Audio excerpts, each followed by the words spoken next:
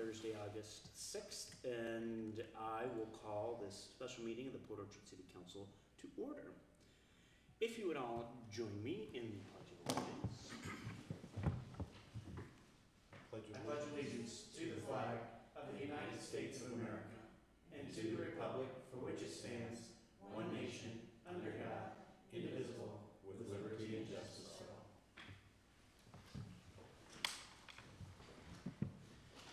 Thank you all. We are here for night 2 of our council interviews. The majority of this evening is going to look much the same as it did Tuesday night with the interview, exact same time schedule as well.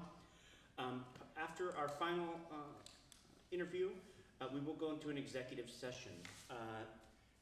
Our city attorney, Ms. Archer, has joined us and is just going to give us a quick brief and reminder of the things we can and cannot talk about during that session. So, Ms. Archer? Thank you. For the record, Charlotte Archer, city attorney.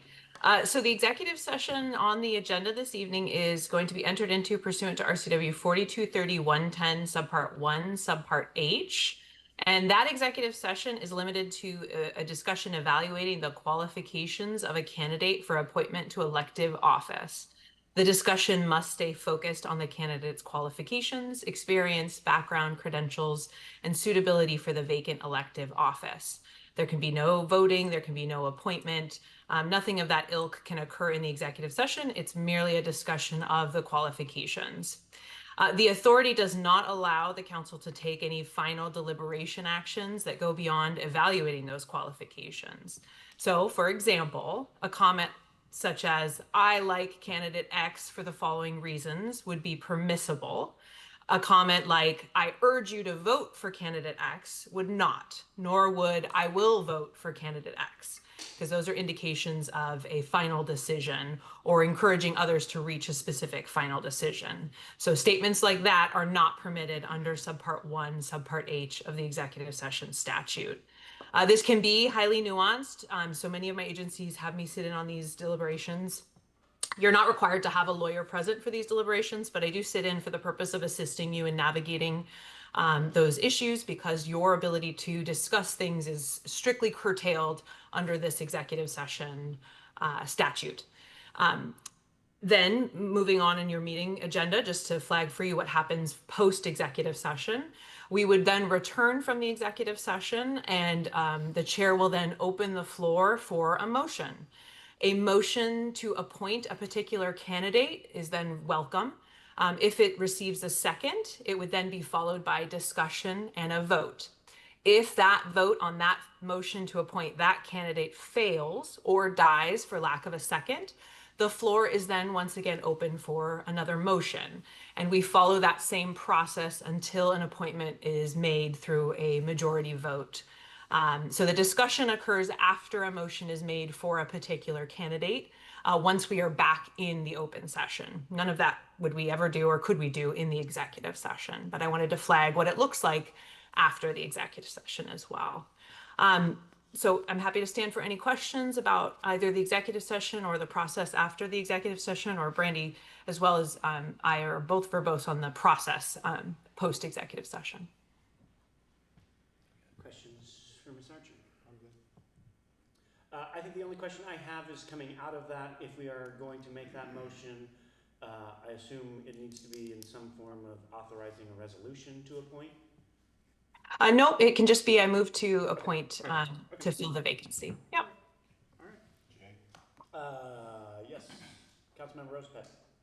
Yeah, quick question, Charlie. On that, where you were talking about voting on a motion for one candidate at a time, you would go through, but if we don't come to a candidate, can you bring another candidate back up again? Question.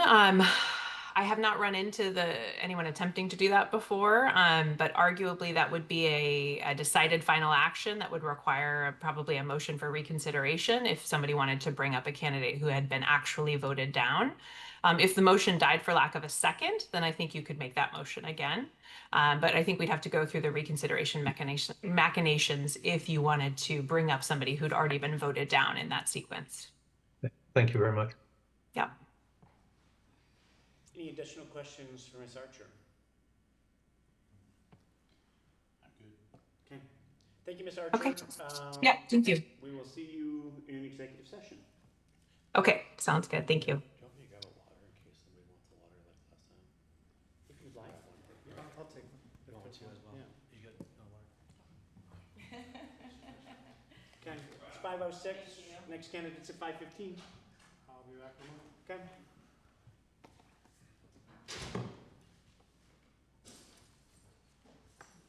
Let's remember, we're not pausing, we're not muting, we're rolling. Yeah. Okay. So don't say something you don't want on camera. That's what Miss Brandy's saying.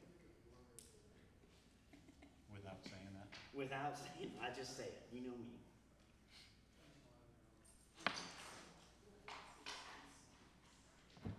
Mark, how do you feel about plugging that in for a friend? Not very good. No? Okay. Throw it over here, I'll get it. You got, is that? Yeah, you got plenty of room to pull. I had a terrible throw.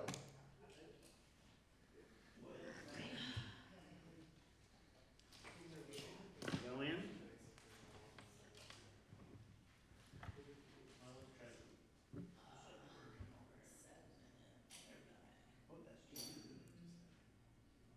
Yeah.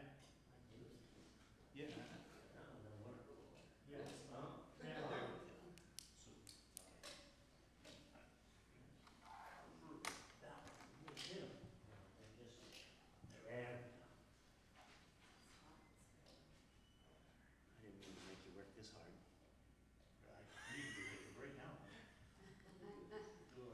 Any electricians around here? Should I use one of these smaller ones? They used to work and then we went through the remodel, so I do not know if they are If they even still. work? Well, these smaller ones are TV. They are. They're Cat 5, Cat 6. How are you? Good, how are you? Good. Good. Maybe not. Well, I have 50% battery. I'm gonna give it a go. I'm not gonna lose my sleep over it. No, I don't have another extension cord, otherwise I would offer one. Okay. I should be able to make it. I used it all Tuesday and haven't, You try this other one. This is the one over here. That one doesn't even open up. They've covered the, underneath this yeah. general cap, they closed it. It's okay. It's okay. No, I'm not gonna help you. No, thank you. I appreciate trying.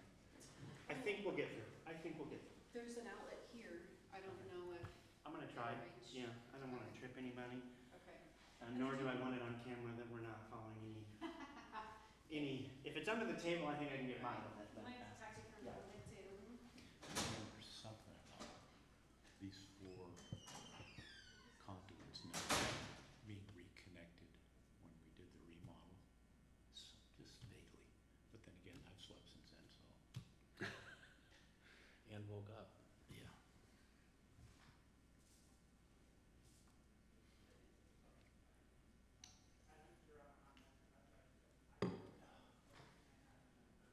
So we got 5:15.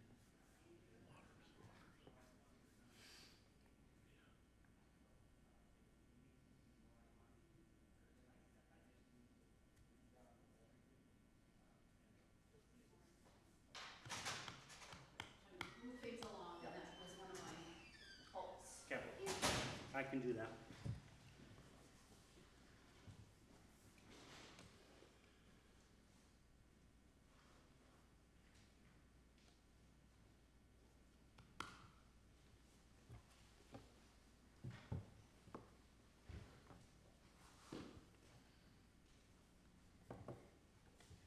If we have one of those longer breaks again, I'll talk to you about my meeting there today.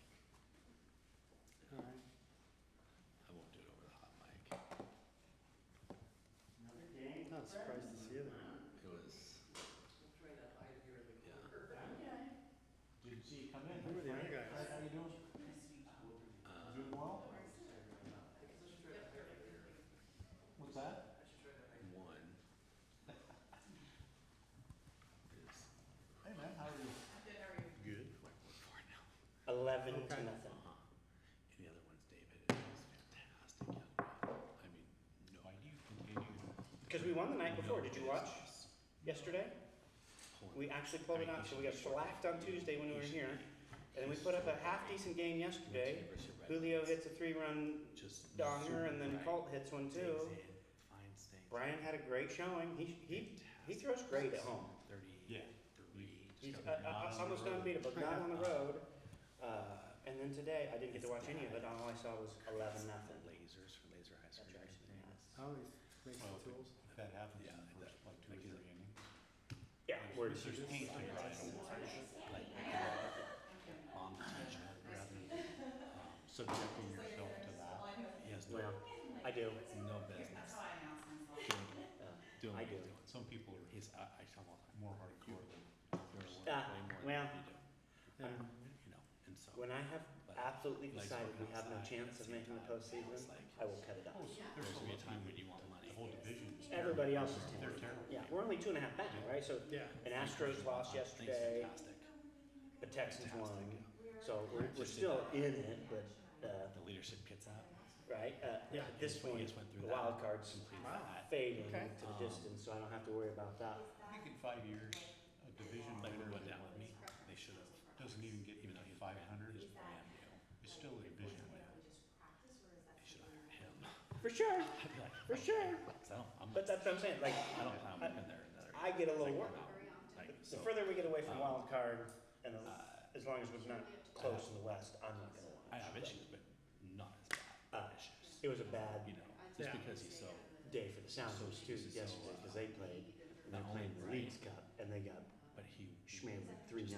like, he, So it was he wants to just, continue to learn, he wants to do all those things. I watched the Hard Knocks. I appreciate it. That's good I haven't watched any of it yet. First run. Yeah. Is it more than one, He hasn't really uh, talked Yeah, I to think people very there's much. multiple weeks. but is there only one episode out right now?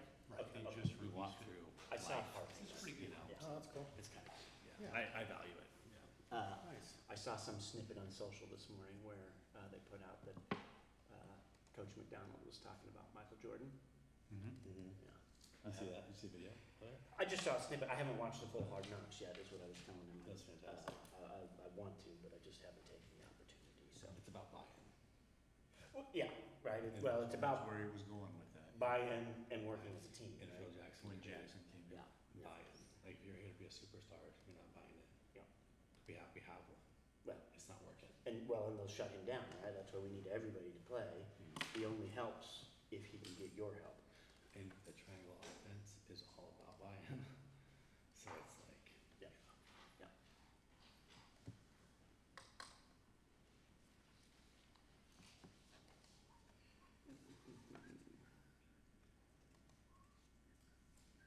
let me turn my phone off. Yeah, that might be a good thing. Oh, it is good.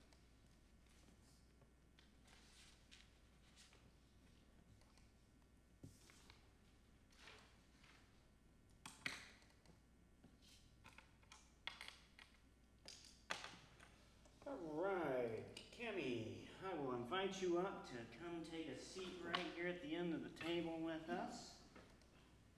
Thank you. Yes. Welcome. Thank you. As I understand, you should have gotten a little bit of information from the clerk's office letting you know about how this process will go. I did. I'll just remind you, there will be a 2-minute opening statement. We've got 5 questions. We're gonna allot about 5 minutes a question. I'm not gonna stop you if you wanna spend a little more time on one question versus another, but at some point I will have to close that section, and then we move into your 2-minute closing Perfect. section as Sounds well. good. So, with that, I will let you take your 2-minute opening statement. Okay. Oh, before I do that, I'm gonna tell you one little story. She's gonna turn this green light on here, you're good to go. With 30 seconds left, if you can see it out of your corner of your eye, there's gonna be an orange light. I'm gonna give you a little point over there Okay. to let you know that orange light, and if the red light means we gotta You're turn it done. on. You're Yeah, done. Okay. Perfect. Go for it. Thank you, I appreciate it. Thank you Well, guys for hearing yeah, from but me, yes. You're not done. You can go beyond 5 minutes, Oh, but you just have less minutes for other questions. okay, okay, I got it, thank you. So I know that you guys have read my materials, my resume, my cover letter. I don't know that I touched on, I come from a family of public service. My father was in the military, he worked for Habitat for Humanity, and my mom was a school teacher. They were very invested in their community, and they really modeled that for me. So that's kind of part of my tapestry, which is why I feel compelled to give back to the community. And I think my resume reflects that with my community service. Although I've worked in local government my whole career, I'm by no means an expert on county government or city government or local government. And I think one of the things that I can bring to the city council is that I know I don't know everything, but I'm willing to learn and I'm willing to ask questions. That is one of the things that I don't shy away from on some of my other boards. For example, we had a meeting this week and the woman was talking about something. I was like, okay, hold up, I don't understand. And I don't have a problem doing that. My job obviously requires research. I'm happy to research and inform myself, and so I think that is an asset that I bring. So I intend to learn, I intend to ask questions and offer suggestions based on my experience and whatever I learn in my education. I am very proud of our town and our community. I love the parades, I love, all of the community involvement, I love the farmers market. And I love the fact that we have a dedicated city council. I love the fact that you guys are really working and dedicated to making sure the community is better. I would love to be part of that. I like, and I'm proud of the diversity of the council. I know that many of you work for county government. I also work for county government. I don't think I necessarily have the same restrictions because I work for an independently elected official. So there may be not as many conflicts there, if that's a concern. I'm not a politician, but I have a genuine heart to give back to the community. Thank you. Understanding the role is our first question. Yes. In your view, what is the proper role of a city council member, and how would you balance representing the views of our constituents with making decisions that are in the long-term best interest of the entire Port Orchard community? So I understand that my role as part of city council, much like being a member of a board of directors, is that you are policymakers. We're not involved in the day-to-day operations of the city. They have their managers to offer management for their employees. And as a policymaker, I understand that what we need to be listening to is our constituents, but also looking at, our fiscal responsibility. So I have sat on a couple of boards. I understand that it's very similar to that, and I'm comfortable with that. I also understand, and I don't know if I touched on this in my introductory package. One of the things that I think I'm good at is collaboration and getting people to the table. And we're not always going to agree. Obviously, sometimes the answer has to be no, but I really pride myself on trying to get everybody to a yes. And so I think that's really important as part of the city council with the constituents and the financial responsibility that we have. Strengths and contribution is our second question. Okay.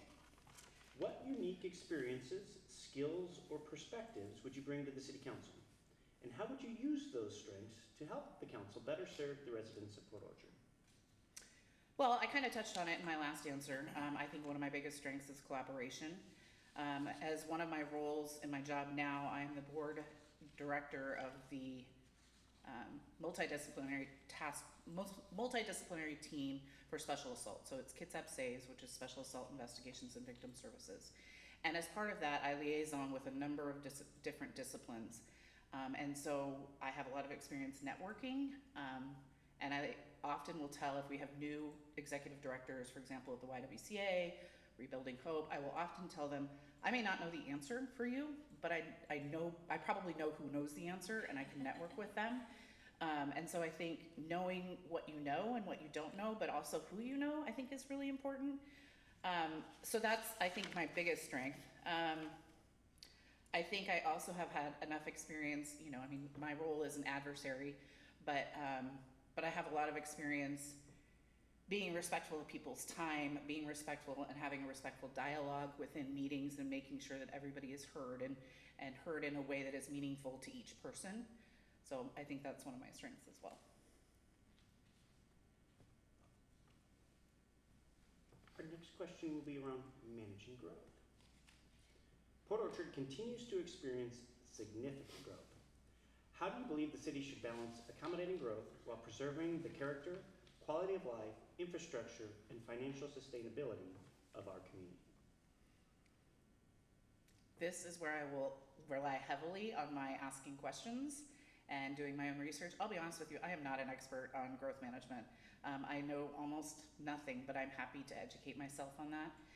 I know that that is a big concern. I know I've heard, my friends who live in the community have expressed concern. I've heard other people within government that express concern about that.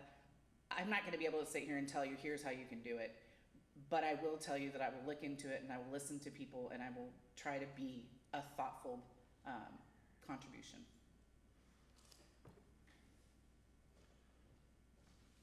The next question is around our most pressing issue. What do you believe is the most significant issue currently facing the City Council, and why you believe it deserves the Council's attention? Well, I think the last question is really what hit on it. I've spoken to a couple of people that work for the government, and I think the growth management is really the biggest pressing issue.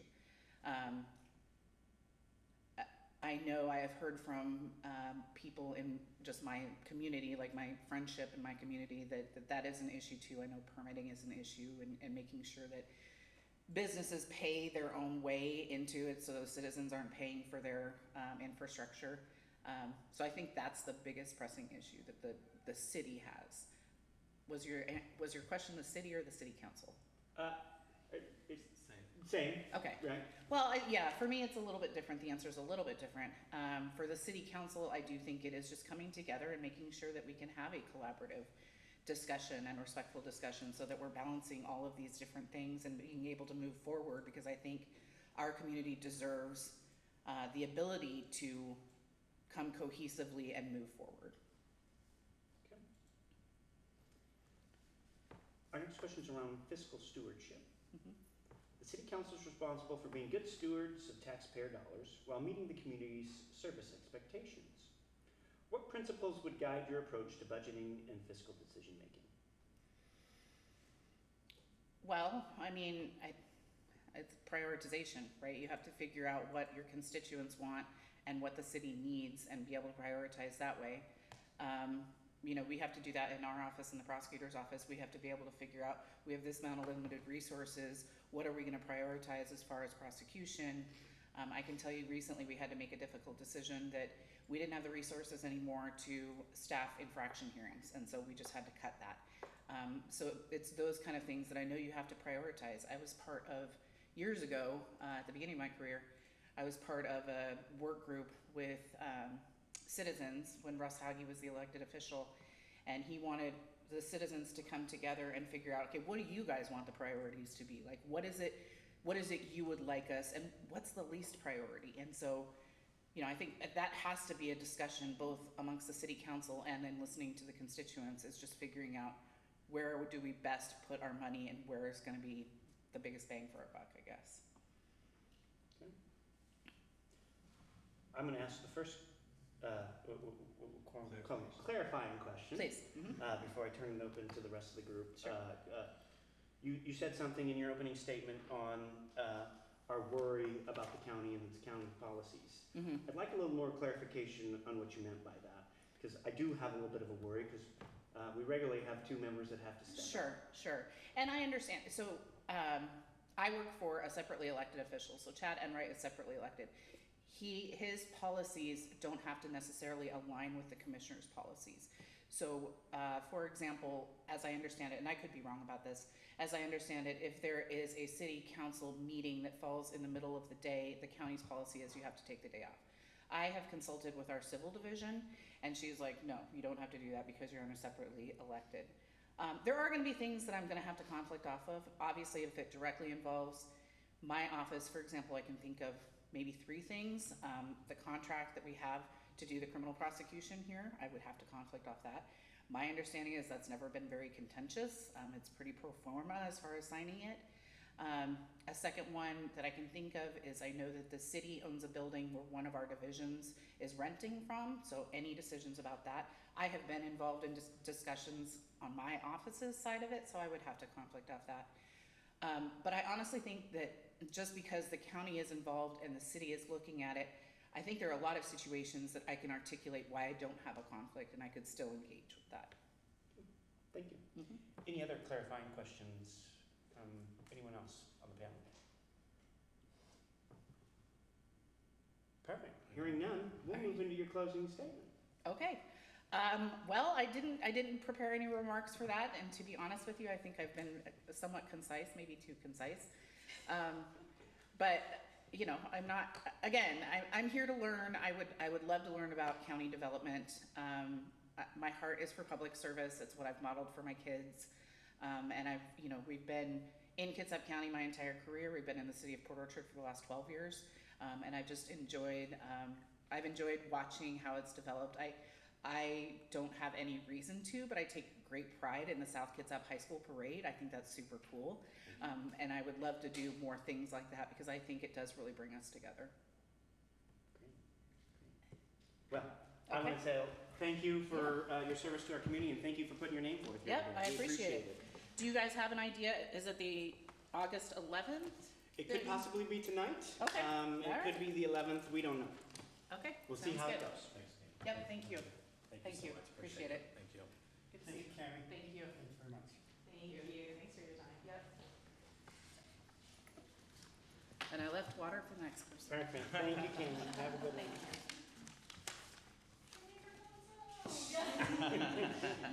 Hype squad, like it. All right, team. Our next candidate's at 5:50. I'll just remind you, the mics are hot here. We'll see you 5:50. Scott, I want you for 5 minutes.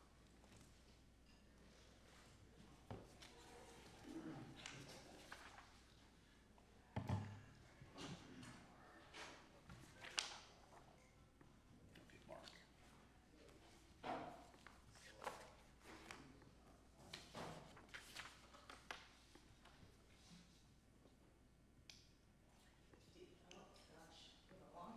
Yeah, she was very concise.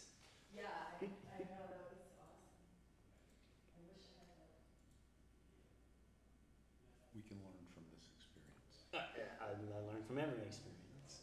Whether or not I recall that lesson is sometimes. Well, that's very true. Could've Hopefully, we won't have this experience again. Well, I'm just, this particular one, that's the hope.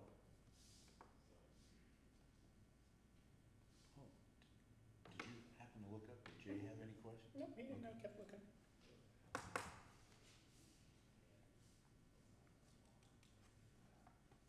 Don't worry, I'm not shy. Yeah, this I know about you too. Thank you for not showing up upside down this evening, Jay. Don't know what you did, but it worked. Actually, Fred gave me the hint. So thank Fred Chang back there in the audience. You can thank him, right now. Oh, I already have. I owe him a coffee. He's in the corner. Jay, you could rotate yourself again.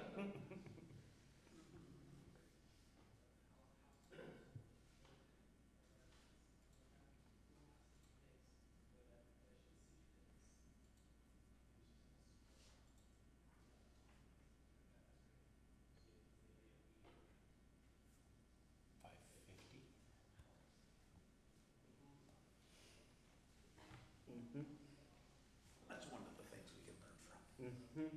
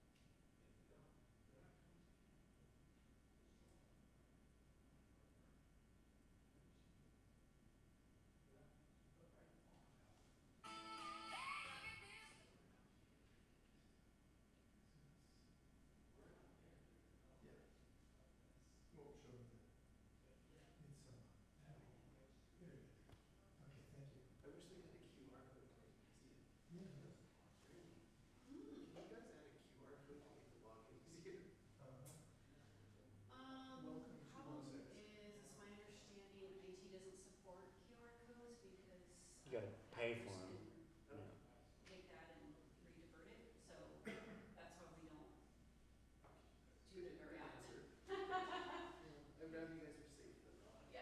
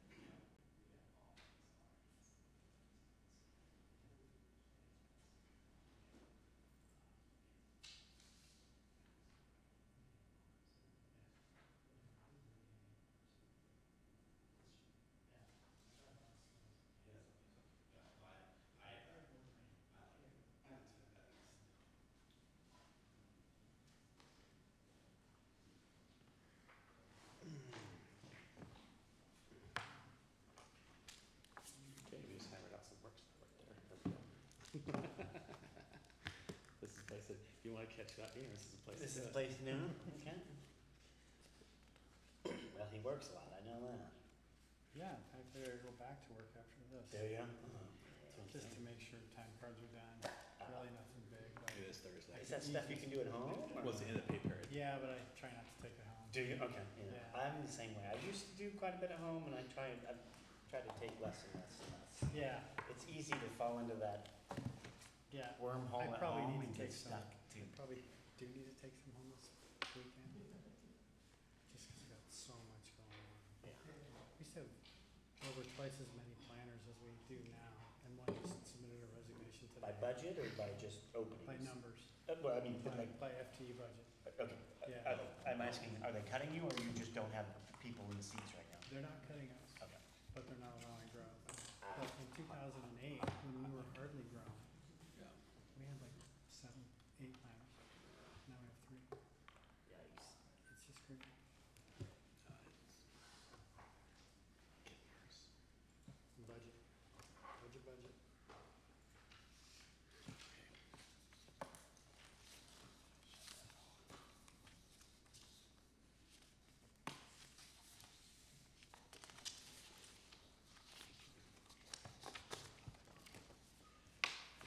Mark, would you like to come join us at the table?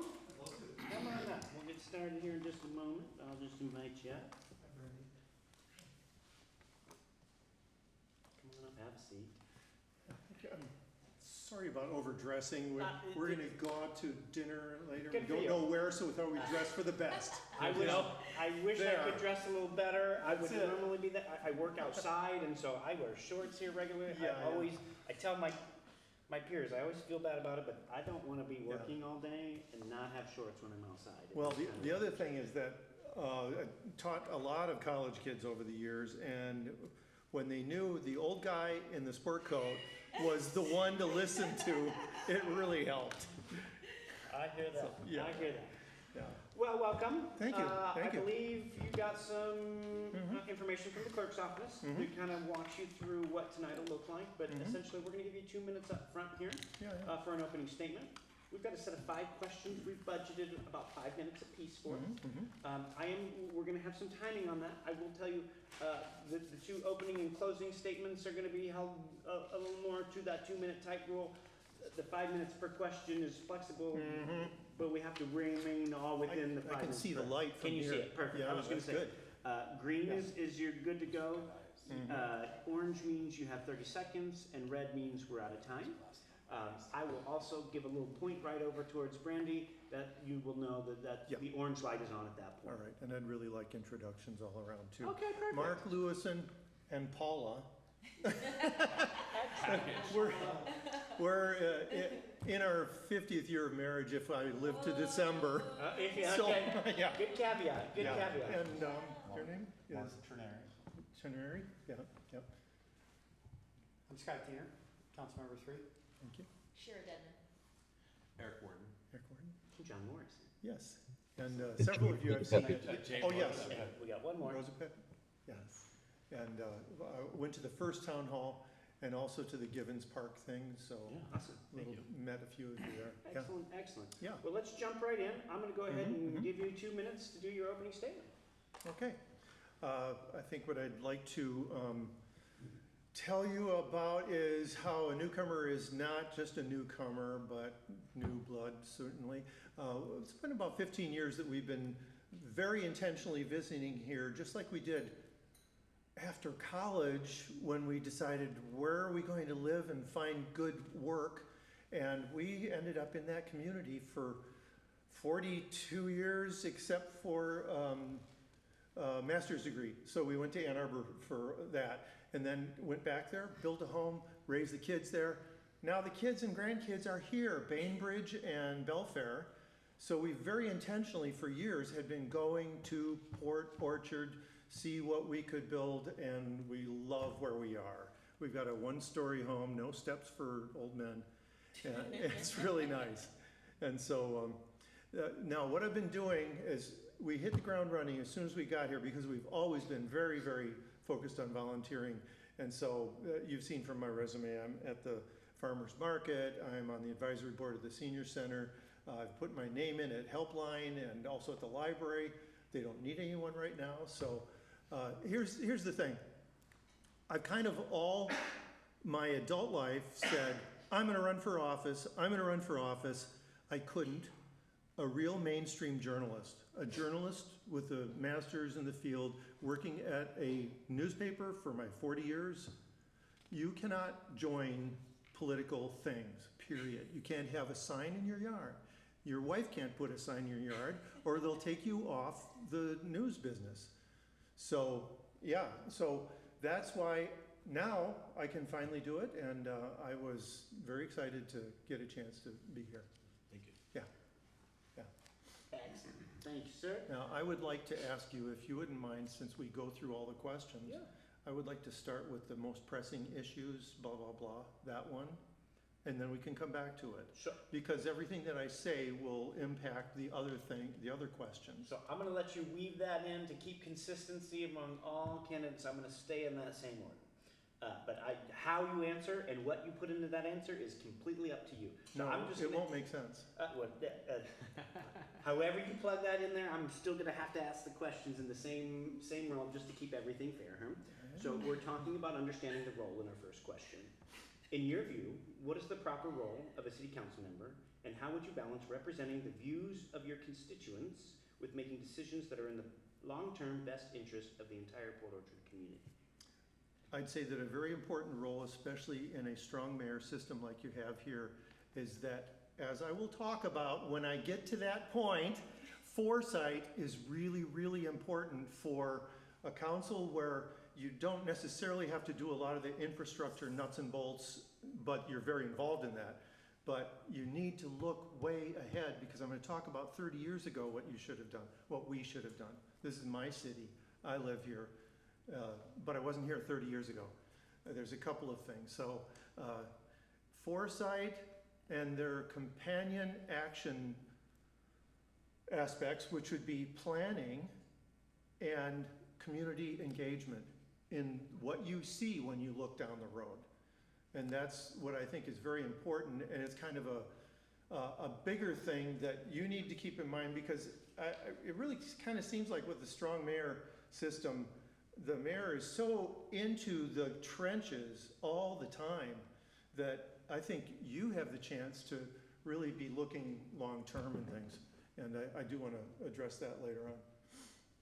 So the role of city council is to practice good governance, to be watchdogs over all of the important functions of the city.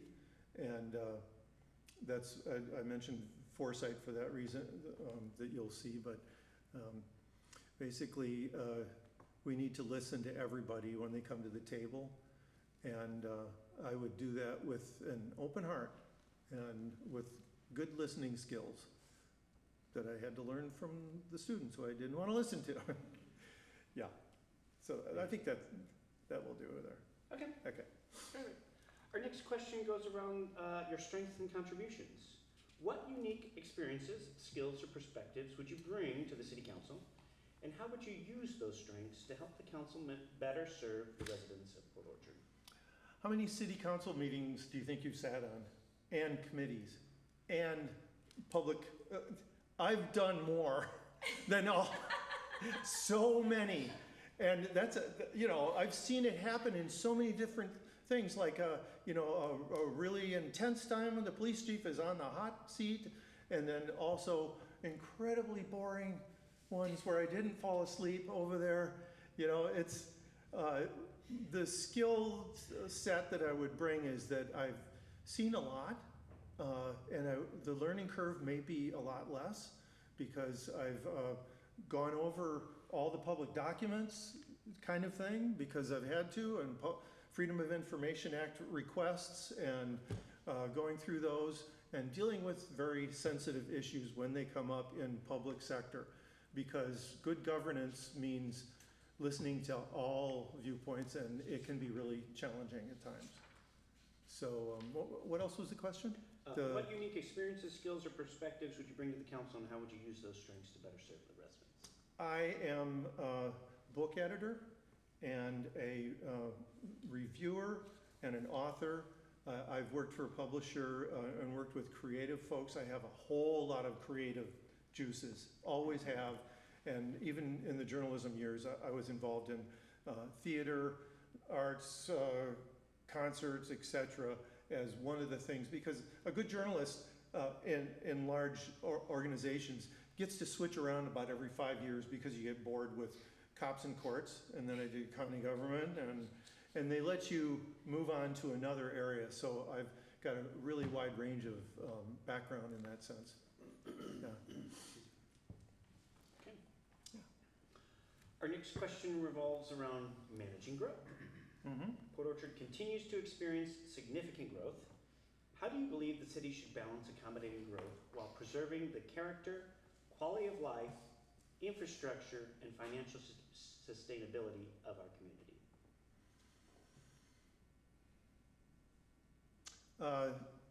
Port Orchard has been among the faster growing communities in Western Washington, and it has been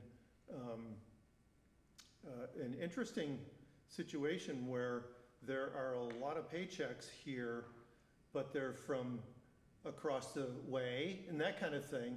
And there's a lot of communities where there's a metric where, is there like a full-time job for every man, woman, and children? That would be great. Right now in Port Orchard, it's about half of our 18,000 people. If you count everybody, there's about that many jobs, half of that. So about 9,000 full-time with benefit jobs within the city. That's kind of a different mix than some communities, but it's one that we can live with. We have an interesting situation too with the population growing older here too. And they can have a hard time dealing with the growth, and we need to support them in any way that we can too. As far as like infrastructure, there's great progress right now with the project that starts in November, I believe, downtown, the flood control and things. And then we have a couple of traumatic years of working on the Gorst. That corridor is going to be a lot to deal with, but it will potentially really help Port Orchard too. So in terms of handling the growth, I think that you're on the right track. I mean, there's a little bit of everything going on that is needed to keep the goal of somehow keeping people connected to what's going on here, and for them to hopefully be sympathetic to the challenges that you as a council have. Okay. Our next is around the most pressing issue. What do you believe is the most significant issue currently facing the city council, and why do you believe it deserves the council's attention? Maybe not the most pressing, but certainly one that deserves some serious attention. And if I were to take you back 30 years to a certain time when the county welcomed, the county bought the Givens Community Center and started it, and welcomed seniors in there as a tenant for a senior center. And at the same time, Mrs. Ancilla Tripp, before she died, she left the county, left the city, a really choice piece of property. You know, if you're facing Fred Meyer, to your right is Bethel, and across the way is city property for about 5.2 acres, and then mostly, I think, West Sound Utility District going up the hill, but then there's a city water tank up there. That 5.2 acres of really choice land, which a commercial real estate broker has priced me at about $800,000 in terms of value. That was designated. She got some consideration for some things in her estate, but she willed it as for parkland or public good only, public use only. And unfortunately, right now, I think the mayor just approved West Sound doing laydown of the Bethel project junk there. And that's not in the city ordinance, which I have a copy of because I got that through the Freedom of Information Act too. And the problem is some of that junk can leach in rainy weather and everything. Not good for something that she said, don't ever touch it. It's supposed to be, you're not supposed to cut a single tree there until it's used for something. And that's where I ask you, us as a city, why didn't we start thinking about something? The something is that 20% of our entire city is made up of senior citizens, and it is growing. And those seniors are not exactly the wealthiest folks in town. And that, with foresight, would have been okay. Because I talked to the planner, what is his name, Jim? Jim? Yeah. And he said, oh, well, that's not in the plan, so you'd have to put it in, and in 5 years, it might be something, you know. So if you had thought about it, you know, could say, we've been thinking we're gonna have a lot of seniors, and okay, they have a senior center, right? It's in the wrong hands. Senior citizens are hyper-local people. Grandma will not go 15 miles to a senior center. Her granddaughter won't take her there. And when you're much older than me, you can't go any farther than, you know, half a mile to a senior center or something. So in a lot of small towns in our size range, far and wide, you find the senior center in the former Five and Dime. They just clear it out and put some couches in. It doesn't have to be a lot, but they're happy with it because that was where the Five and Dime was, and it's easy to get to. We don't have anything downtown, and I've been empowered by the advisory board, which I'm a member of, and you know that well.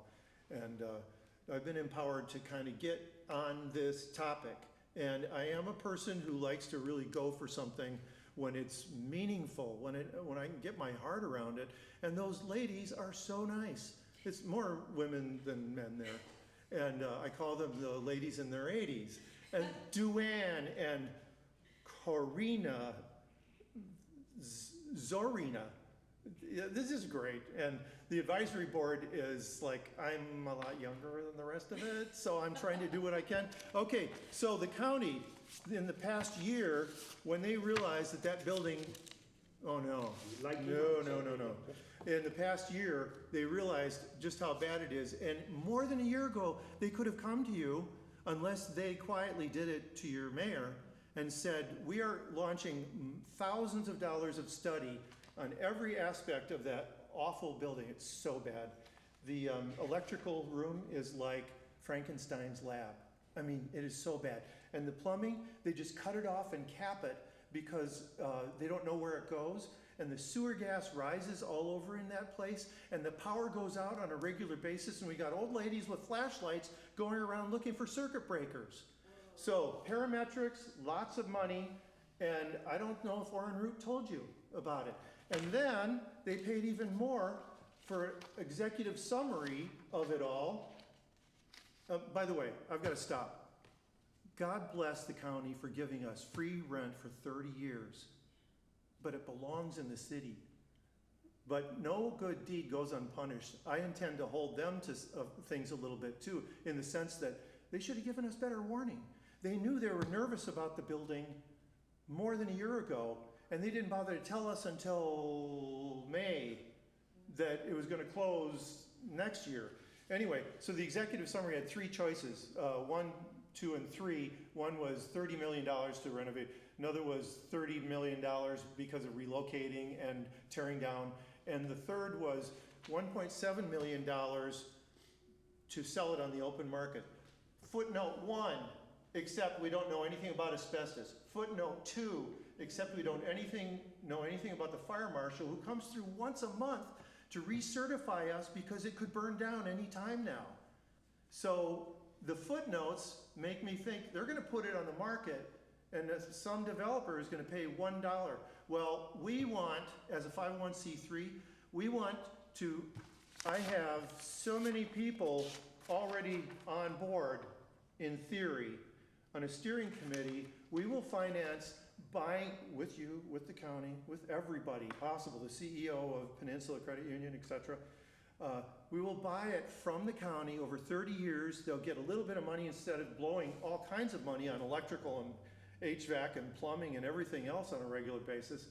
And we will tear down 75% of that 50,000 square foot building and mothball the nice part that's left, the strongest part, until we can afford to bring the seniors back, because we are looking at Masonic Lodge, where they never make any money from 9 to 5. It's all nights and weekends and parties. And so they're pretty excited that they might get some money for us. Their spot is not too bad. I think I'm done. I'm just telling you everything I could squeeze Okay, in. Perfect. Yeah, I was gonna let you go on for about one more minute before I catch on. I'm to really move on good to at our last one. lectures. So, okay. If you're ready to move on to the last question. Oh no, there's a last question? There is, the last one is around fiscal stewardship. Yes. The city council is responsible for being good stewards of taxpayer dollars while meeting the community's service expectations. What principles would guide your approach to budgeting and fiscal decision-making? Careful investment on the side when you're not talking about the operational budget. I think in the state of Washington, we have to have a balanced budget, right? Yes. But then what do you do to carefully protect the remaining resources from year to year to year? Finally, for the first time ever, your AA plus credit rating, you've never had a Standard & Poor's before. It just happened in the last couple of years because of the City Hall job. And prior to that, you were literally just spending out of your pocket, which was awesome, but not necessarily a way to really build a fiscal reputation going forward. In case you run up against something like somebody asking $500,000 for a senior center, it's good to have credit out there too. So I think both strategies are important. Acting like a frugal person, taking care of business and really being tough about projects. Oh, I can give a good example. In our school district where we raise the kids, amazing high school was proposed. We voted it down. It was so elaborate. A year later, we voted down another one that was less elaborate. The third time, for millions less, we got beautiful painted concrete brick, cement, yeah. Beautiful high school, it's still doing great. It's an example of how it's important to draw the line, to sometimes say, we don't need all that, because they had so many things that you don't need. So that's kind of my feeling about it, yeah. Okay. Yeah. I have something to share with each of you. Well, hold on just a second. Any clarifying questions for our candidate? No, but this has been fascinating. Utterly fascinating. Well, I try to So have before entertaining lectures. Before we end, we'll Okay. end that out here at the end. Yeah. We're gonna give you your last 2 minutes for any closing statement you'd like to make. I hope that I can be on the city council. Perfect. No? Thank you. Thanks. At the closing statement. Yeah, that's it. I don't know, what else should I say? I'm here. So this is a very, up to now, oh, this is my closing statement. So what is this? This is a vision statement of faculty, facility and core purpose. The next one is how we would potentially finance it. And the final part is what we would do, and it's that scary idea of demolition and everything. And then it's called Save Our Seniors, SOS, whatever, a steering committee. And it has mayor, county board, city planner, grant writing team is needed, local financial institutions, I've already been there. I've spoken to both Rotary clubs, West Sound Utility is on board, local developers and building trades really important. I've already got a really interesting architect with construction management experience. I've done a Freedom of Information Act request. I have huge blueprints of the entire building dating way back when, so that an architect can see what's savable and what isn't, that kind of thing. And commercial real estate brokers, I got 2 of them working on it. Local insurance, I'm thinking of somebody. And interior design later. Yeah. Wow. I didn't mention that I'm the president of the Pocket Billiards Club there. They have 2 beautiful 9-foot tables at the senior center. And I don't know where those would go, but I will terribly miss them if we can't figure this out. Well, thank you for your passion. Thank you for taking the time and coming in and talk with us today as well. I Yeah, appreciate you. I'm often accused of being passionate. Wow. There's worse things. Yeah. Thank you so much. I Thank you. appreciate you. Thanks. Thank you, Matt. Yeah, thank you.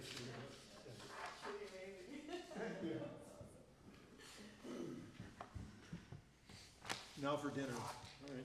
Enjoy. Thank you. Yes. Curious where you're going. Yeah, we don't know that. All right, team, looks like we're back here in right about 10 minutes, 6:25.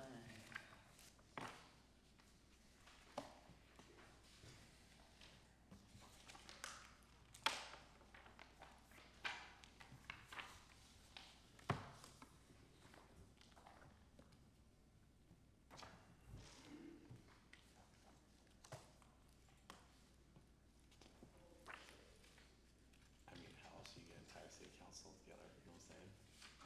In one spot, like, well played, you know, how else do you get everybody to sit here and have, No, absolutely and- brilliant. and have your attention, right? Like, That was that was, I mean, brilliant on every Yeah. level.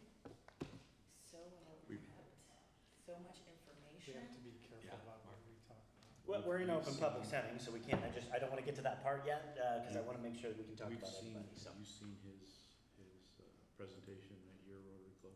Yes. Very similar. High active guy. Lots of spirit, lots of charge.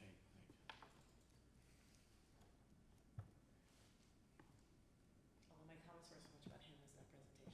right. My comments were as to the My- presentation Same, itself. same here, I agree with you. I agree.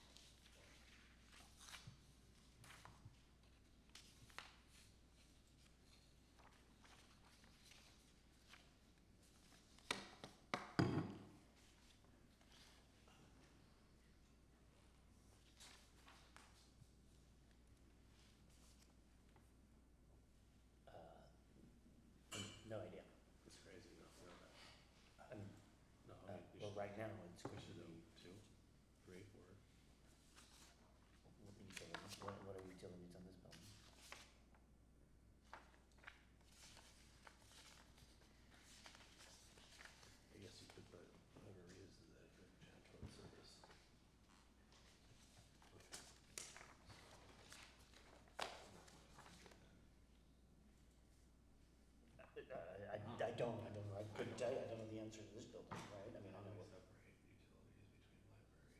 They use it 80% of the time. And us. Well, I think that then they fight us on what that usage looks like. No, we have an opportunity Correct, to set that up front, to correct. hire. Yep. I think we'll have to have that conversation real soon. Because I think, well, I think he's already having this conversation. Regarding this. A multitude of things.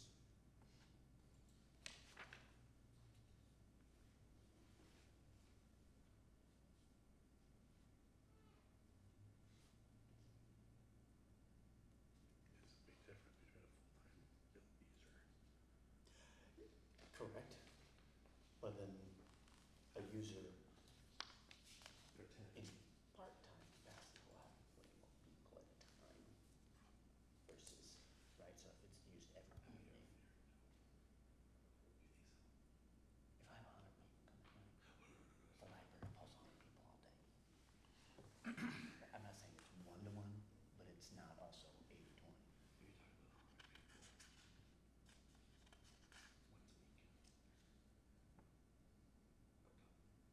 If that's its usage, I don't know, the idea is that you're hopefully using it all the time.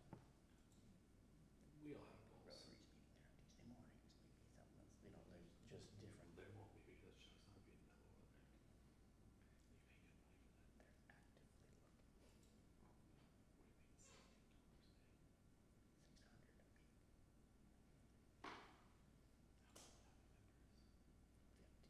How many members?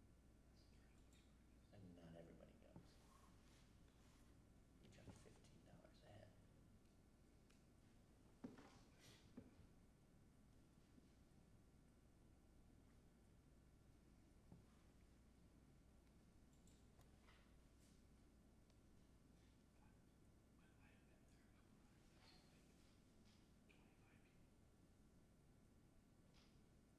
Mm-hmm.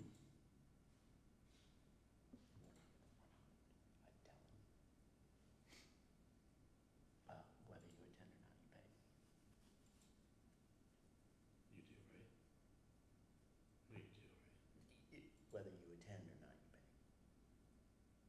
Oh, are you If you're a telling me? member and I don't go. You're telling me those are the current rules? Whether you Oh, attend or not, you pay? Yeah, Yeah, okay.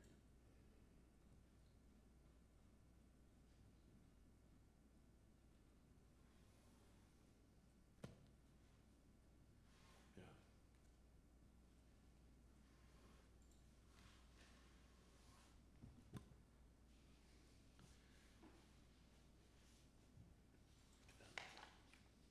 Pretty standard breakfast, it's a pretty standard breakfast, $24. For a tip? You pay that at the bowling alley? What's a bowling alley for a breakfast with a tip, one person? Special. $16. That's with tip? Okay, Coffee. whatever, my dad pays, I don't know. My dad picks up the bill, I don't know. So my dad just moved into Blue Venture. Oh, he did, okay. He's got an independent living apartment. Jackson Lake? 650 square feet. Yeah? And it's. Who did?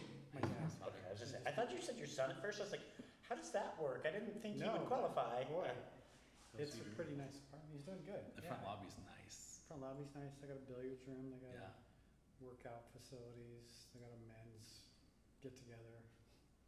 good, good for him. They got a bar. And where'd you move him from? Republic. Yeah. Northeast Up in the corner, mountains, Up in the mountains, where the fire zone. And he But- didn't give you any grief for bringing him Well, to the it west was, side? you know, he's leaving all his friends, but he's, All he's actually singles. outlived all of his friends, and so he's got like a handful left. He's 96. Oh, but- wow. But you can, and he finally just stopped driving. You can Wow. drive in Republic where it's Yeah, yeah, yeah. one lane road. It's a gravel to road, town. yeah. One Not stop here, sign. Yeah, Yeah. but my son and I went and had dinner with him there, cause you're allowed to hang out and have dinner. They charge you $6 For dinner? for dinner. Oh, I'd be eating up there all the I time. know, that's what I said, we're Yeah. gonna come here a lot, Dad. Permanent. Can you imagine that? Eric could make his dad pay. Yeah.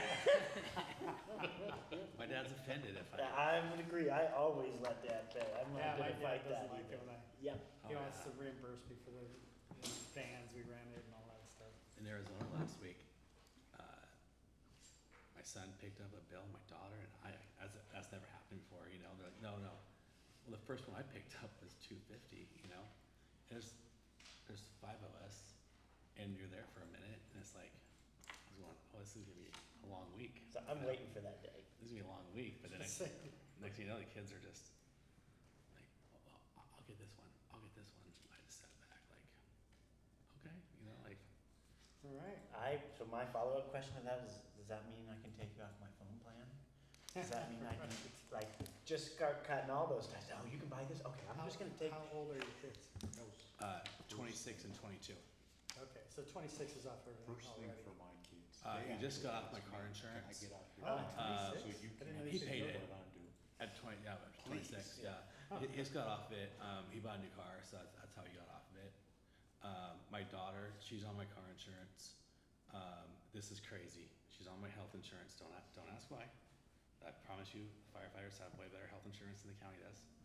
But Lisa, coming come on up and join us. We'll coming get in going this here in up. just a moment. open enrollment this year, Yeah. she's off. Okay. It's more Yeah, that responsible. makes sense. It's a better insurance policy. Yeah.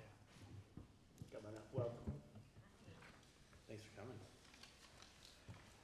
Okay. As I understand, you got some communication from the clerk's office, talking a little bit about how tonight would go. Yes, yes, yes. But just as a reminder, we're gonna open with a 2-minute opening statement. I have 5 questions, in a specific order, that I'll ask. We're gonna give about 5 minutes. I'm gonna give some leeway if you wanna spend more time on one question versus another, but I'm gonna keep us somewhat on track to get to the end at a certain time and 2 minutes at the end, for a closing statement.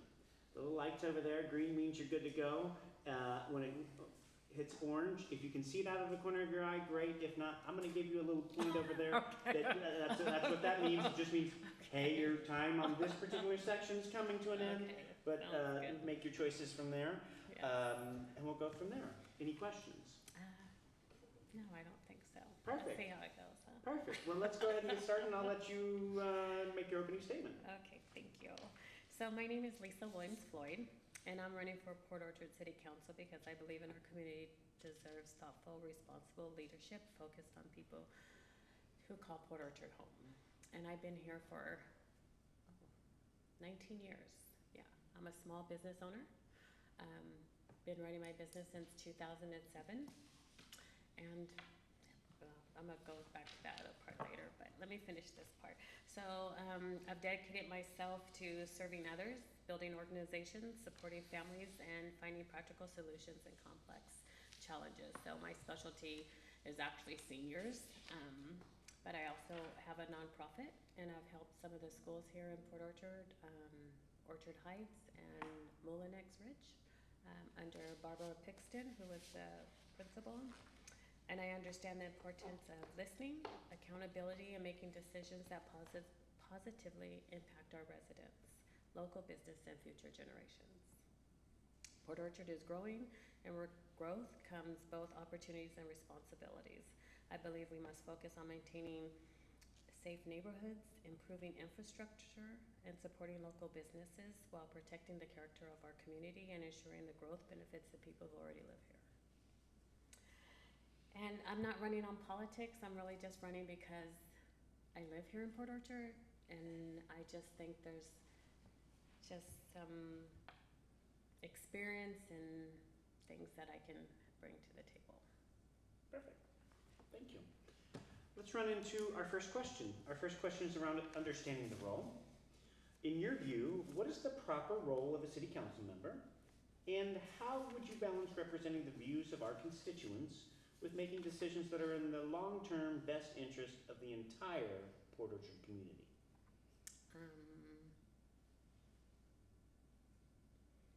Can we repeat that one more time? Yep. In your view, what is the proper role of a city council member, and how would you balance representing the views of our constituents with making decisions that are in the long-term best interest of the entire Port Orchard community?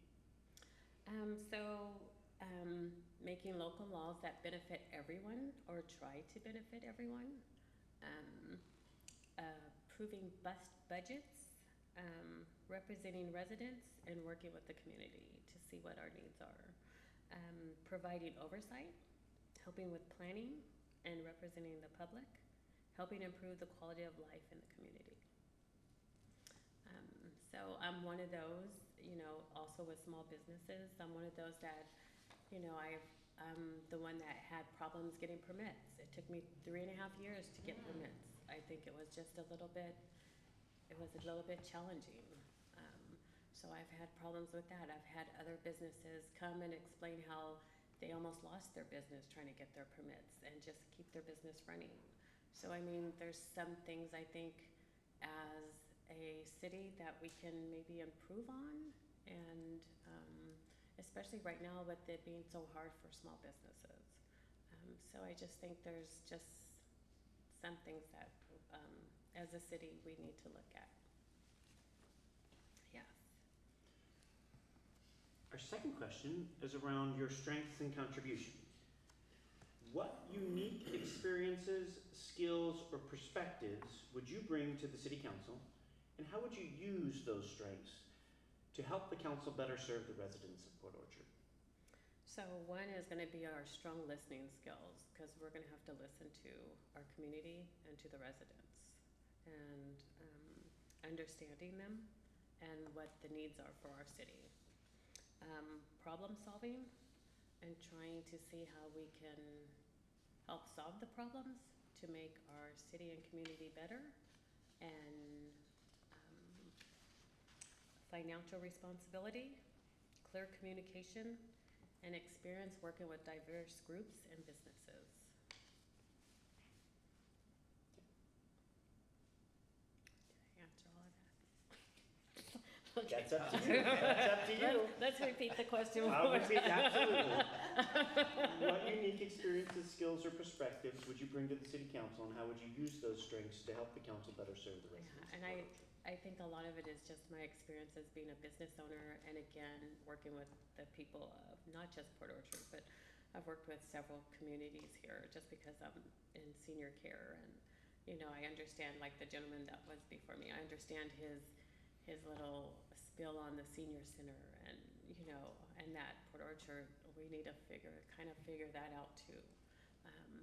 Even if we have to do a partnership with somebody or collaborate or something together to have a good senior center here in Port Orchard. And some other, you know, again, like I said, 3.5 years for permits. Yeah. So we'll see how that goes. We'll see if we get it done. But yes, I'm excited. Yes, after 3.5 year wait. That's a wait. So there's some, yes, there's, you know, and I know a lot of things we're doing now with the infrastructure and trying to improve things here. So, you know, congestion and housing, and, you know, Port Orchard has grown a lot, and I'm sure we're going to grow more. So, yes. Well, let's dive into that, because that's our next question. Managing growth. Port Orchard continues to experience significant growth. How do you believe the city should balance accommodating growth while preserving the character, quality of life, infrastructure, and financial sustainability of our community?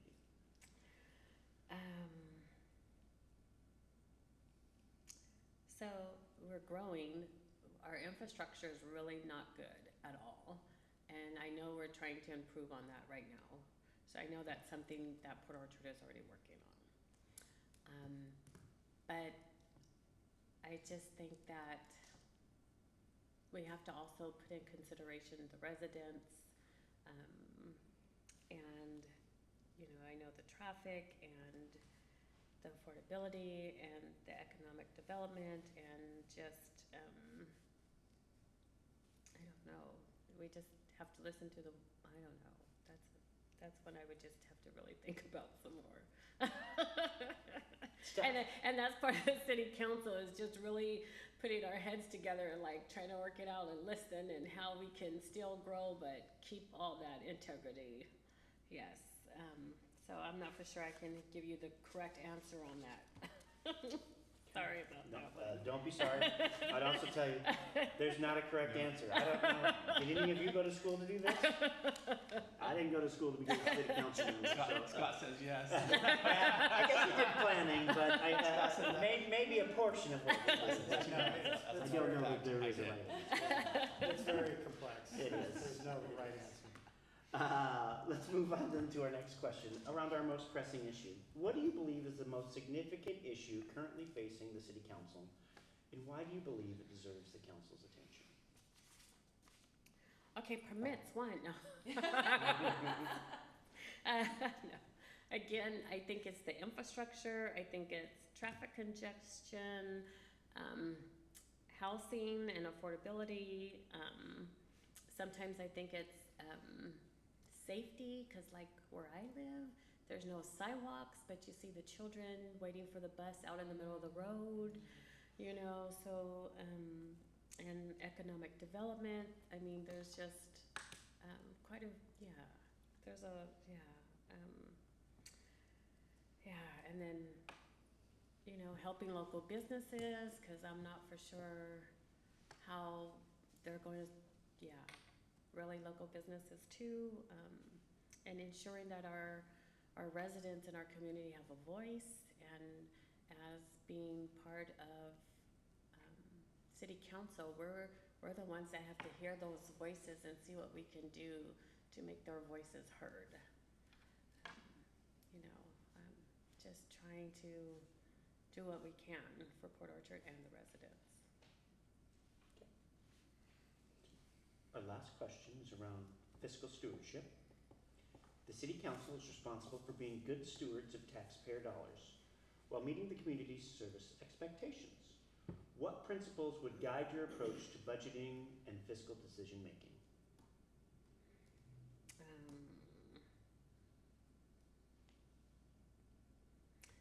Making sure existing resources are being used efficiently, seeking grants and partnerships when possible, and possible collaborations, maintaining our reserved funds as much as possible, managing debt, and supporting local business to strengthen the city's tax base, and being very transparent.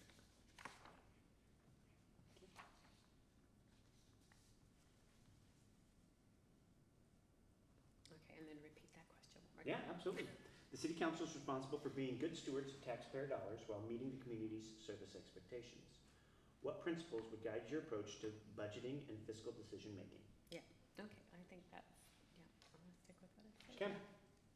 Any clarifying questions for Lisa before I move us into her closing statement? No? Okay. 2 minutes for your closing statement. I don't think I'm gonna need 2 minutes, but thank you guys for listening to me today, and thank you for taking the time to learn more about me and why I'm dipping my toe and running for city council. And I don't know if I might just jump all in April, we'll see. No. I just believe leadership starts with listening, showing up, and being accountable to the people we serve. I'm asking that that you look at my experience and my dedication and commitment to our county and to our city, and to be part of the city council. I think together we can work toward Port Orchard that honors its history, embraces growth, supports local business, and remains a place where families can thrive. And I would be honored to be part of the city council, Port Orchard City Council. And thank you. Thank you. Thank you for all you do in our community. Thank you for taking the time to put this together and come and seeing us tonight. We appreciate it. Thank you. Thank you, thank you. Thank you. Nice Thank you so much meeting for you. coming. Appreciate no, it. you're very Lisa, thanks for welcome. coming. No, Appreciate thank it. you. Nice Very nice. meeting you. Thank you very much for your interest. Appreciate it. Thank you. Thank you. Congratulations. Oh, thank you. More to come. You guys know what house it is, right? The house, did you said were your sidewalks? I'm sorry, I didn't hear what you. So the house is the one above Arby's. The white house that sits above Arby's. Oh, you're talking your business. I'm sorry. I wrote down a whole different topic. I want to know where there are sidewalks because I'm making notes of those things. Yes, it's taken forever, and I'm like, but it's just an eyesore. We But it sat there forever as well. It's Yes.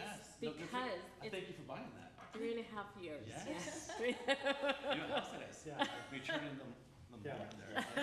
That's awesome. Yeah. So it's, hopefully it starts on Monday. Fingers crossed. Congrats.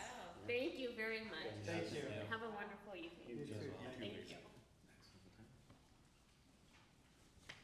Alrighty, we are due back for our final interview at 7.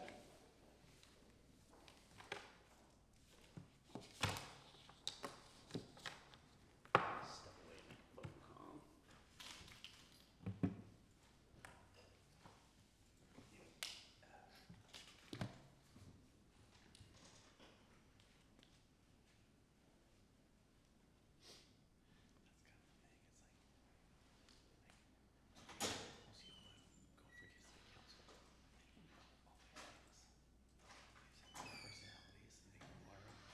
You know what I'm saying?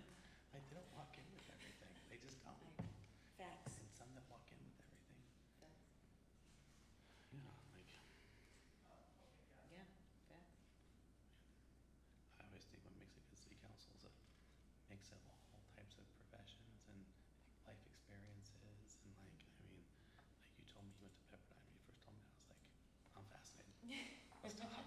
You know, I mean, like, I was like, oh.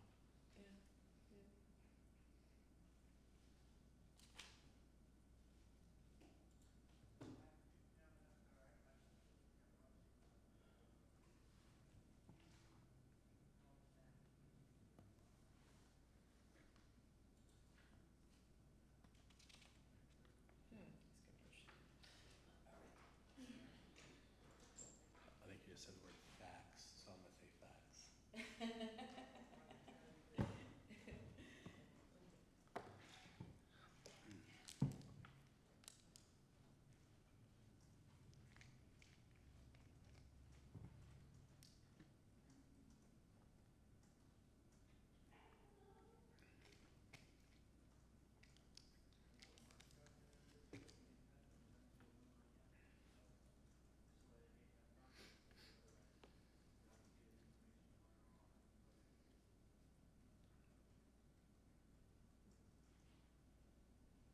Hey Cindy, how are you?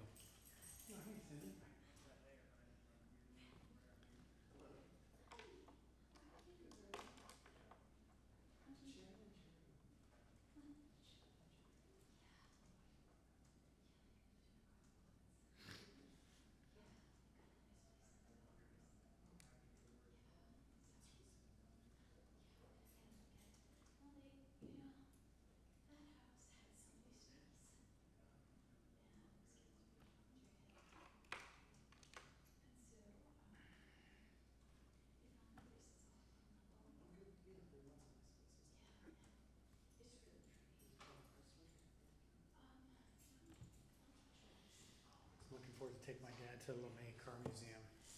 You should bring him down here Sunday. I talked to him about it. Yeah, we're gonna try and do that. Have you been down here fast? Have you seen? Oh, yeah, yeah, I was here last summer. Unbelievable. Yeah, Unbelievable. I mean, it's pretty amazing.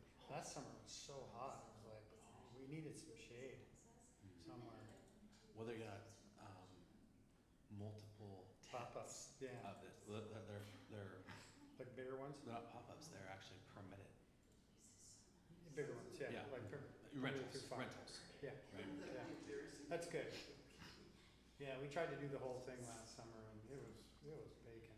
Oh, I mean, those cars are so expensive. I know. So expensive. I know someone who owns several inherited and whatnot, and I can imagine the upkeep. it's almost a full-time job. Yeah, I And mean, then you another really- friend of mine, he put, I won't say on the thing here, but like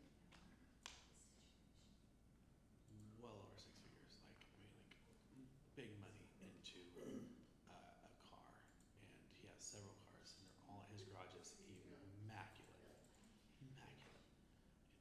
It's pretty cool. It's pretty. It's pretty, you go downtown and you see some nice cars and they It's a look good. lifestyle. And there's some flaws, you know. Oh, for sure. But still, you take it in a minute, right?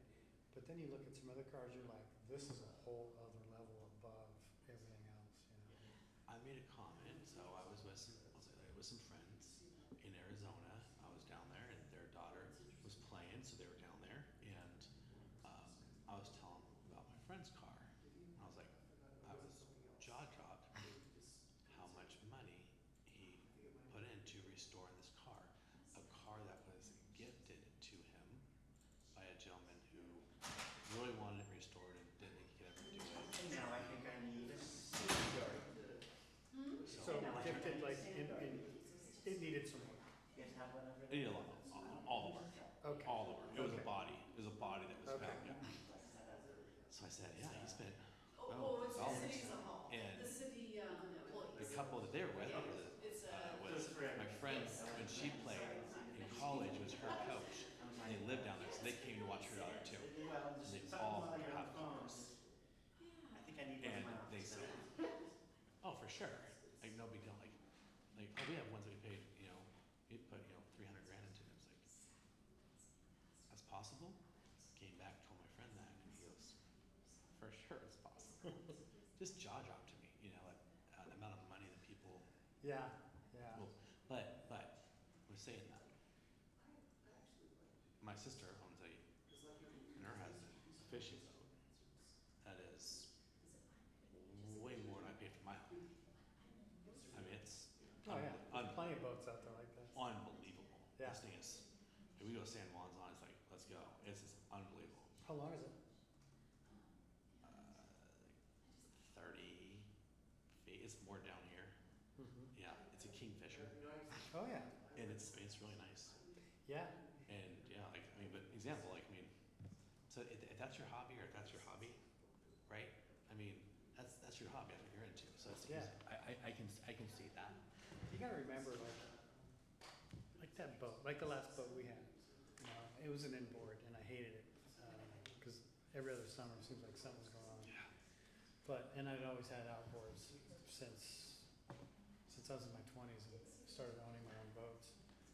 But if you buy this boat at 50 grand, or like the one I had in Alaska Mhm. was well over 100 grand. Yeah. It was actually shipped up from down here. Yeah.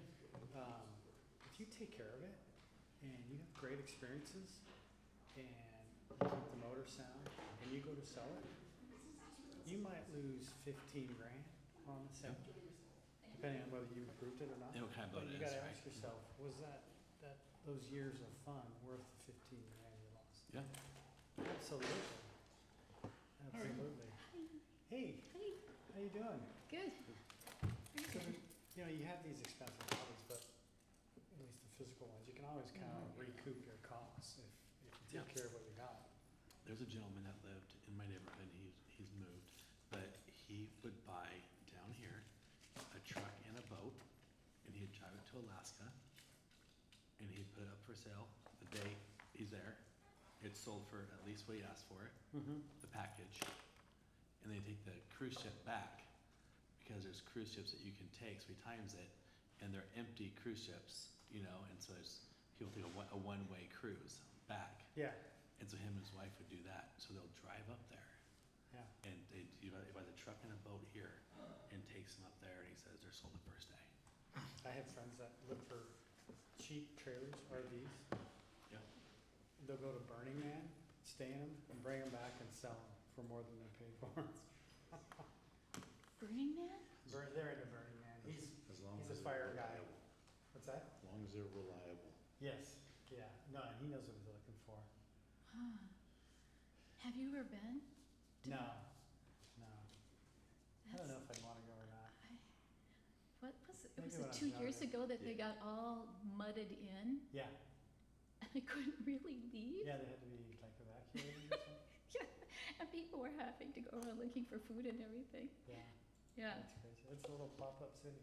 There's a lot of things you look at now as we've matured and go, I'd like to do that, but no, not anymore. Not anymore. Yeah. There's other things. Yeah. Yeah, one of the things for me that when I was younger, I was all about it, but today I'm like, I just can't see doing it, is getting up at 5 or earlier in the morning to go skiing. Skiing? Skiing. It's like No. snow skiing? Yeah. Uh-huh. Now I'm just like, that's just too early. And it was Go up to every weekend experience. I Yeah, mean, it was a big big deal. go.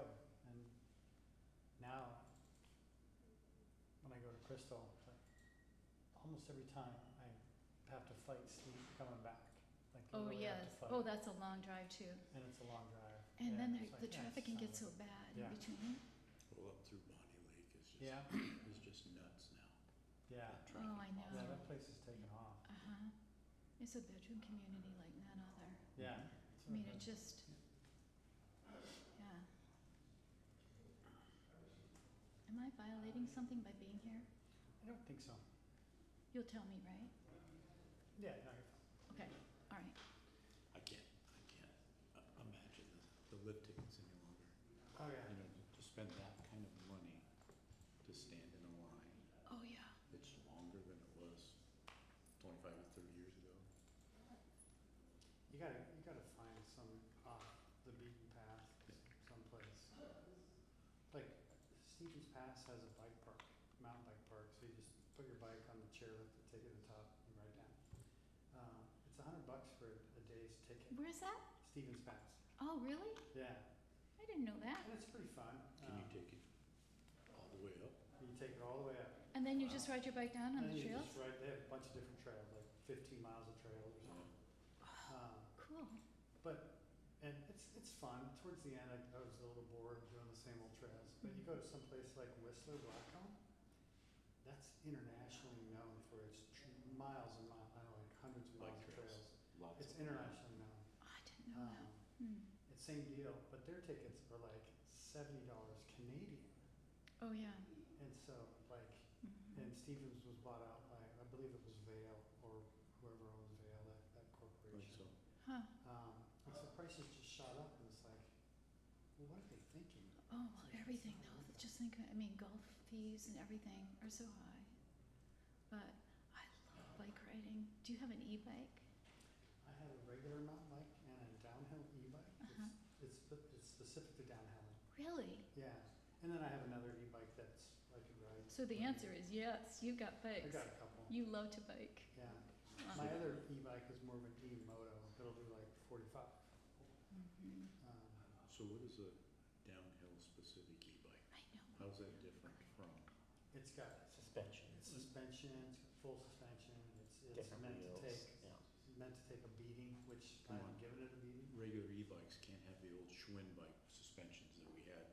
Back in No. the Banana day. bikes back in the day. They gotta be Mhm. better than that. Well, and it just depends on what you're getting to, because some of them are super heavy and they gotta have some Mhm. meaty suspension to them. Mhm. Yeah, my downhill e-bike is, it's got the half battery system, so it's not quite as heavy as a full battery. Monoshock and all that. It's got shocks from the back, yeah, but it's just like a regular downhill bike that's specific for jumping and stuff, but it's just got a motor in it. So how far can you go on a charge? 30 miles? That's decent. Yeah, so the theory behind it was, yeah, and then I bought a range extender, which just fits in the bottle cage and it'll take it 15 miles. But the theory is that most mountain bikers are going out for less than a couple hours at a ride. And so it fits, 95% of those riders out there. And you can work as hard as you want. You can turn off the motor and still shift, and it's like now That's you're what I riding a tried to loaded do. touring bike. I don't like to use this very often. I mean, you want to get a workout, Yeah. Yeah, but it's really nice to have, and especially in traffic. 'Cause I don't trust traffic at all. I'm so concerned. I like to just get through it as quickly as possible and get on Do you the have, trails. do you have throttle? Huh? Do you have a throttle? Uh-huh. Yeah. I think I can go like almost, like over 20 miles just throttle, yeah. and my max speed is 28 miles an hour on the throttle. How much Mine's does your about bike weigh? 23, so mine's lower. 75. Yeah.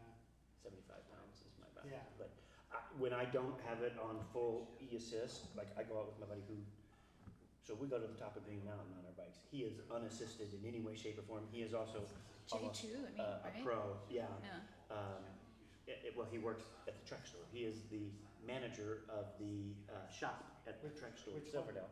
Silverdale? Uh-huh. I'm sure I've met Eric, him a few times. Eric, little guy, bald head, one of my best friends. In fact, I'm texting with his wife right I now. probably bought a bike off from him. But so we go up there, but I can get mine because he's trained me up, and I have a super heavy bike, and he's got one of those. you can lift it with your fingers. Mine's pretty light too. But his is an e-bike, but, so we'll go on a 50-mile ride, Uh-huh, and I'll still have, power left. oh yeah, 50% or more, depending on the ride. Now, he takes me on some hills, and we're gonna do some hilly stuff. I'm gonna lean into my E Yes. a lot more. Yeah. But if we're flat, I'd just like to do my own thing. And with a 75-pound bike, that still takes some work. Yes, it does. But But isn't it fun? yeah, There's just So much fun. nothing like it, you know, the freedom. yeah. And I have a second hole battery, so I tell I can go 100 miles or more on mine, depending on Well, what we're good doing. for you. Yeah. You've got a little more youth, but Well, I have a second battery that just gives me a whole nother charge, and I can just take it, and I have saddlebags, and I can keep it in. I always take it with me just in case we get into something he wants to do. But yes. Yeah, my e-moto will do about 50 miles. okay, On the slow, on the 28-mile-an-hour limit, if you do the extended play, it's probably 25 miles, but if you go sport play, it's like, it's 25 miles, the extended play is 50 miles, but you're doing like 40 to 45. That's, you've got to be really careful. You do, and Green Mountain's got You just have a lot of to. challenges. Yeah. we only take the road to the top. Oh, you're not doing it. No. I was wondering about that. Managing some of those rock Oh, and some of man. that without a motor, With Oh, a 75 pound. and with a 75-pound bike, some of Okay. those steep spots Yeah, don't work for me. Yeah, We've tried some stuff on some trails, so we've done some of the other trails that don't go to the top. Specifically, if you're going in on the Gold Creek Trail, you can split to go to the top, yeah. or you can take that over that bridge, that second bridge, and go that way. We'll go that way on our bikes and cut through along the lower Yeah. portions, but I won't take any of the trails to the top, only the roads. I've hiked that area, but I haven't biked it. Oh. But I mean, I've almost gotten killed from the bikers in that area coming through. Yeah. Holy cow! You They're gotta be- supposed to redevelop the trails, so they're supposed to be one way and then like a layered loop system and dedicated to riders, horseback riders. Yeah, I wish they would take all the motorized off of the Gold Creek Trail. Yeah, If they want to keep and go the Wildcat Trail and still have options to go to the top, well, I wish they'd stay off the Wildcat Trail. Well, They just chew it up so bad. Yeah, it does. I want to give them something. I don't want to take That's what- everything for us that's what hikers. But, Tahoe is Yeah. for. well, I'm with you there, and if everybody else agrees that we should just say no motorized on Green Mountain at all, I'd be down with that, but I'm not trying to bogart Green Mountain just to us. Right, that's the thing. Yeah. It is tricky though to combine hiking and biking on the same trail, even though they say it can be done. How many times do you slow way down, you've got a dog, you're getting around the dog or whatever they're doing and, it's tricky.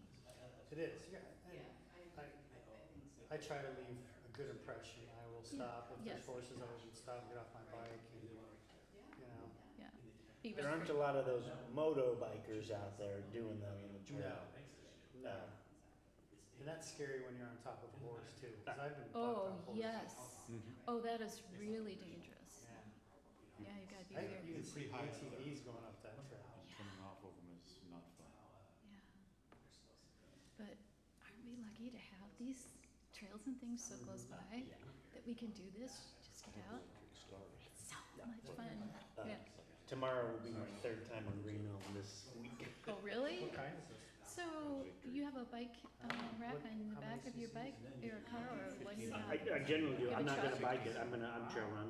Oh, yeah, oh, I okay. trail run with my dog. Oh, okay. I'm trying to stay in shape because I haven't been doing the hiking and climbing that I wanted to this year. So I'm just, So do you It's ride a kinda lot? hard to get it all in, isn't it? it is. And then timing wise, so then even Not as much as I so like. Sunday I wanted to go Yeah. hike, but Oh. one I had my partner fall through, and then I was like, do I really want Yeah. to drive all the way to go do all this?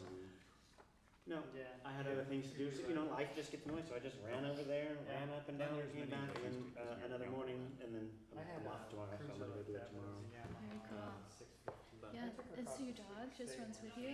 She does. She does. She's my little. And I heard you. So I sold it Oh, 2 Yeah. summers what a ago. cutie. Yeah. So she's just the one that's on She's got Green a lot Mountain. of, lot of energy She too. does. She does. I hike with my friend's dog, and she's a great big golden doodle, Okay. and it's just a blast. Yeah. But sometimes it gets a little too warm for her, we have to kind of watch out. So I wouldn't have been able this afternoon with her, especially I in have the dark. friends that- Like if it's in the friends that sun, wanna she gets overheated You know, Yeah. very quickly. flew up to Yeah, Alaska he's a big once, dog. couple He's like times actually, rented almost bikes out 90 of pounds. the Yeah. cruises And so we have to kind of be real Did some careful. When we get drive higher around up, the it's state usually into better, but Canada, it can Deadwood be Mhm, making sure he doesn't have water and everything. mhm, mhm. Yeah, so, We're just talking about the wind in your hair and, Mhm. yeah. All that hair that you have. Yeah, All Eric four of used them to stick have- Always hard telling when he's on if he's got. They're perfect. I don't know if you can see I it. don't think he does. Yeah, I don't think so. Cause I'm worried about maybe losing one of them, so you know. You pay pretty full price You for the holler cut at though. him. Jay. The cut's full price. Hey, Jay. Hi.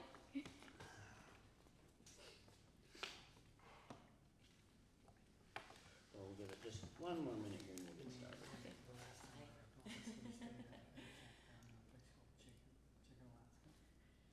It's just a little spot nowhere, but I'm Shira. this couple came out on some harvests. They should know. I think you're the only one I've never said hello to. I always don't. That's why I'm like, hi. I'm glad, because we ran into each other on the Yeah. campaign trail. Yep, yep. Um, And you knew those Know guys them, from before, yeah. Worked with They them. decided Yeah. to go to the bar that night, and I decided not to. Such a good day. 88 degrees, I think I saw. You know It's you're so in nice. Alaska. And we're grateful that we don't have fires here. Yeah, that's true. Smells like it. Yeah, I But we think, don't, but we don't. I think it's gonna start, I heard clearing out tonight and tomorrow, Oh, a good. little less A smoke. little bit. Get That's outside. what I heard. Yeah. Oh, but when you see the old trails footage, videos of the fires, Oh, there's houses were just exploding oh, in yeah, it flames. looked bad. And so many. They're unreal. And arson, to think that it's Yeah, arson. oh. Ugh. Yeah. Ugh, makes me sick. Kitsap County put out the videos yesterday on golf cart with the tank. Yeah. Was that the one by the garage? What in the world was Golf- that? golf I cart saw was that. Easy, the tank was huge too. Yes. Like, What, what did I just learned about that this morning. Yeah. he's going to saw it, garages, he's couldn't lighting believe the it. rubber on the garages and it just, that is a sickness, you know? Why was Yeah. he doing that? I don't know, Scott. Why do people do that? I'm just kidding. Was this arson? Yeah. Yes. Oh, okay. Yeah. Yeah, Well, I didn't Here hear. in town. totally weird. Kitsap County posted it in the Oh, sheriff's okay. page, yeah. It was local. Wow. Okay, well, we're gonna get started, with our final interview of the evening. Cindy, as I understand, you got some communication from the clerk's office I did, that talked to you a little bit about how tonight's gonna look, but just as a reminder, yes. we're gonna give you 2 minutes for an opening statement. We've got 5 questions loaded and locked and loaded for you. We're gonna give approximately 5 minutes. I'm gonna let you know when we're at that 5 minutes. If you wanna use more time on one of the questions versus another, I'll absolutely, and then a 2-minute closing statement. Out of the corner of your eye, if you can see it, you know the green light, orange light, red light. Orange light's 30 seconds left. I'm also gonna just point over towards Brandy, so when you see me do that, you can kind of see it right there, but I'm also gonna point so that you can see, that's all I'm giving you is that the orange light is now on. Okay, Okay? Yep. With that, I'm gonna go ahead and get started and let you start with your opening statement. okay. So I'm starting by saying I'm Cindy Lucarelli. Most of you know that. Thanking you for taking the time to do all these interviews. I know the last several weeks especially have been hard on you guys with long hours, and having been through this in the past a bit, I appreciate all the time you've been spending. I think this process is very thoughtfully done, so thank you much. A little bit about me, 24-year resident of Port Orchard, and many of you have seen me often as I've been involved with the local politics and civic matters for probably 17 years or so. I'm currently retired, and I actually do have time, once again, to invest in this position, should that happen. My elected experience is position 5 in 2011, and I served 12 years on the council. I was Mayor Pro Tem in 2014 and in 2022, and served on quite a few committees. Used to be ED Tourism, Public Property, and then I was Chair of Utilities, Sewer Advisory, and the Festival of Chimes and Lights. Most of you know about that festival, which is no longer. Regarding community service, you've seen in the resume and in the answers to the questions, but I have been a volunteer and fundraiser for nonprofits for over 22 years here in Port Orchard. So I am know a lot of people in the community and am connected.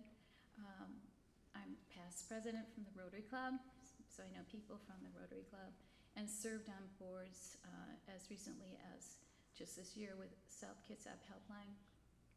Oh, Yeah, 30 seconds. Okay. You're done. all right.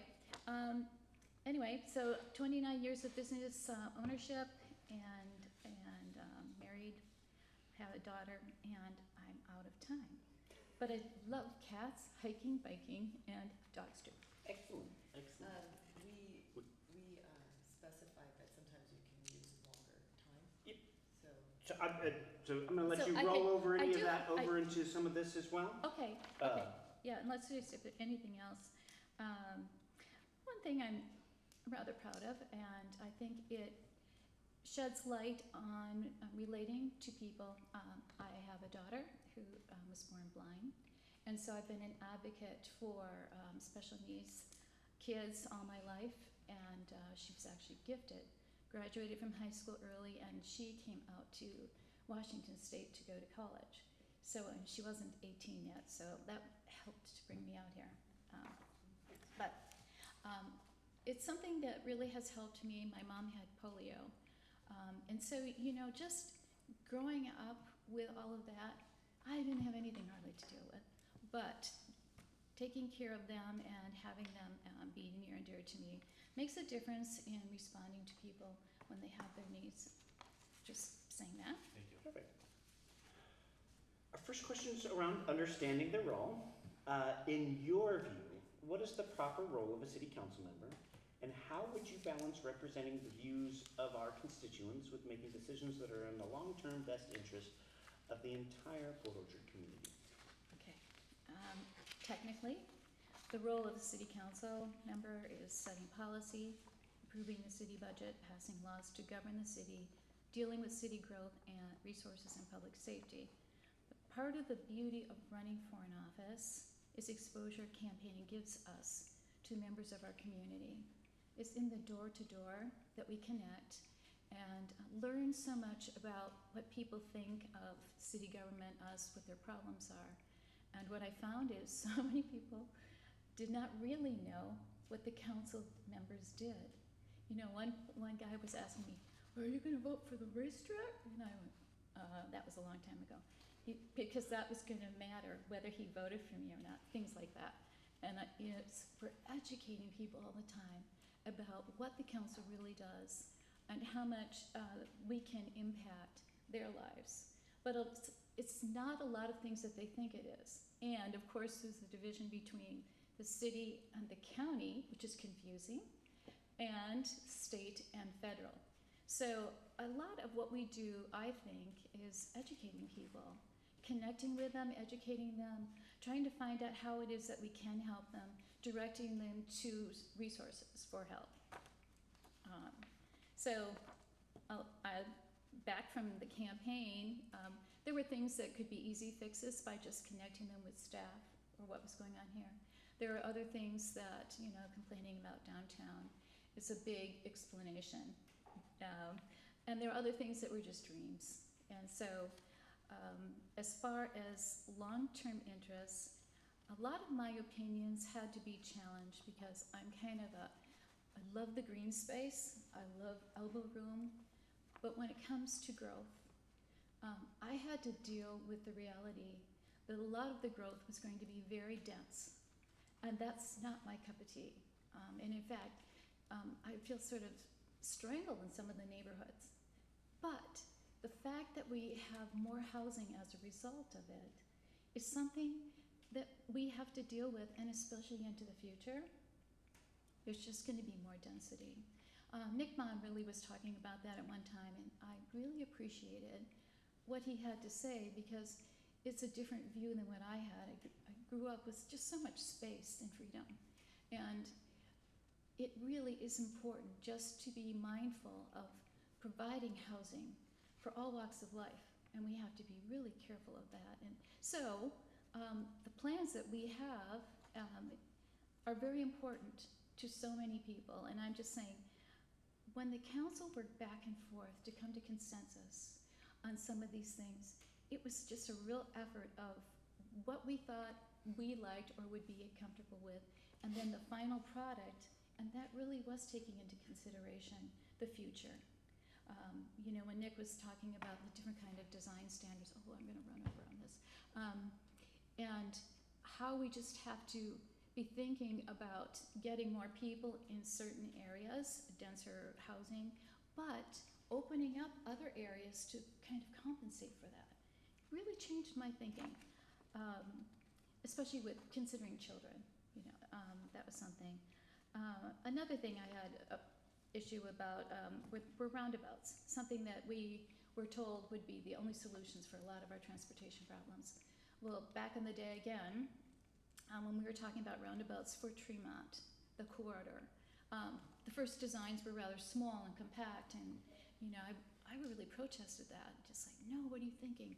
You know, roundabouts, blah, blah, blah, and too small, and how are the emergency vehicles gonna get through? Well, over time, as we worked that all out, there were extra lanes added, and yes, okay, and I've got a short one down the way, okay. But You can use it, I'm just trying to gauge, Okay, so you know where you're at. yeah, I've got a real shorty back here. Okay, so then, you know, I love what we do, what we have now with the Tremont corridor. But I was so opposed to it. I would squawk and make all this noise. But the fire department came back, and all of the emergency services weighed in, the council weighed in, and it turned out to be such an amazing product. And so I've watched this over the years, and you know, you don't have to panic about things anymore. You really, that is the whole point of this wonderful group of people working together and having staff fill in the information, the data that's needed for all of that. So making decisions long-term, I think that at this stage in life, in our community growth, that is absolutely what we have to focus on. It's the future. Our second question, Cindy, is around strengths and contribution. What unique experiences, skills, or perspectives would you bring to the City Council? And how would you use those strengths to help the council better serve the residents of Port Orchard? Well, unique. I've actually been on the council for 12 years, and it was a lot of education that I received as a result of being on the council. Historic knowledge is something that I have that I think is valuable. And I was just thinking even on the topic of water alone, the history of how we provide potable water for the public is such a hot topic these days. It's kind of the new gold standard. We're going to be able to provide water for the population in our country. How are we going to deal with that? And that is something that totally fascinates me. And since we have to draw from aquifers here, we don't have a reservoir like Bremerton, and we don't have, you know, mountain runoff like some of the communities. It's a whole different way of dealing and thinking with things and being responsible. And how much growth can we handle? That was something that I often wondered about, is are we going to run out? What happens when the aquifers start and when we're going deeper and deeper? And we ran into a problem with Foster Pilot project. I don't know how familiar you are with it. And it was so disheartening, you know, to actually have a scientific model that wasn't really working, and we were stuck with having to deal with it, and then trying to get water rights, trying to plan for our future. We have this beautiful location of a well that we couldn't even get started using. And so much of what we do as a body runs into that kind of issue. And you don't find that out until you're here, and you've got staff saying, oh, guess what? You know, you can't do that, because great idea. That is partly what I come with, is that we've already kind of been through a lot of that and know some of these limitations and really can actually be ready to just jump right in. I love infrastructure. I love utilities. I even love sewer, I know, don't tell anybody, but I really do love that. And then I was thinking of just the amount of time it's taken just to be on board with things. There's so much to learn, just in every aspect, whether it's utilities, transportation, housing. all of the regulations and everything that we deal with and that we come up with and that we're challenged with is something that takes time to learn. And so I'm just saying my experience has really helped me with that. And costly. I'm looking at the Tremont Corridor project. You know, we used to talk about several $1 million for that project, and it came in at what, $21 million at the end. And we kept having overages with each meeting and just saying we had to approve it, and it was starting to get really scary how much money we were putting into that project. And now that's the norm. That used to be the norm, but that'll get into a budget thing later on. But having chaired several of the committees, especially dealing with utilities, I do think that I come with a background of quite an awareness. The sewer facility is also a concern of mine, and conveyance. So I have that information at hand. It's something that I can utilize, and I do think experience speaks for something. So I'm done with that one. Our next question is around managing growth. Port Orchard continues to experience significant growth. How do you believe the city should balance accommodating growth while preserving the character, quality of life, infrastructure, and financial sustainability of our community? The Growth Management Act of Washington basically, as you all know, requires us to manage population through the comprehensive land use planning, which is what Port Orchard has been doing. And what we're required to do, believe it or not, it wasn't always done. We had to pay catch up at one point, and it's made a huge difference. But identifying critical areas, we have a lot of wetlands around here, which make a lot of challenges for building.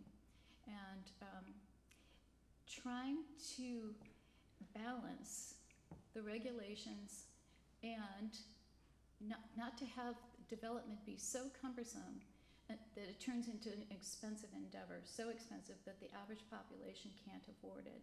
So it's balancing the regulations and which ones are really essential and which ones are not, or maybe don't fit our area, or are meant for a bigger city, or.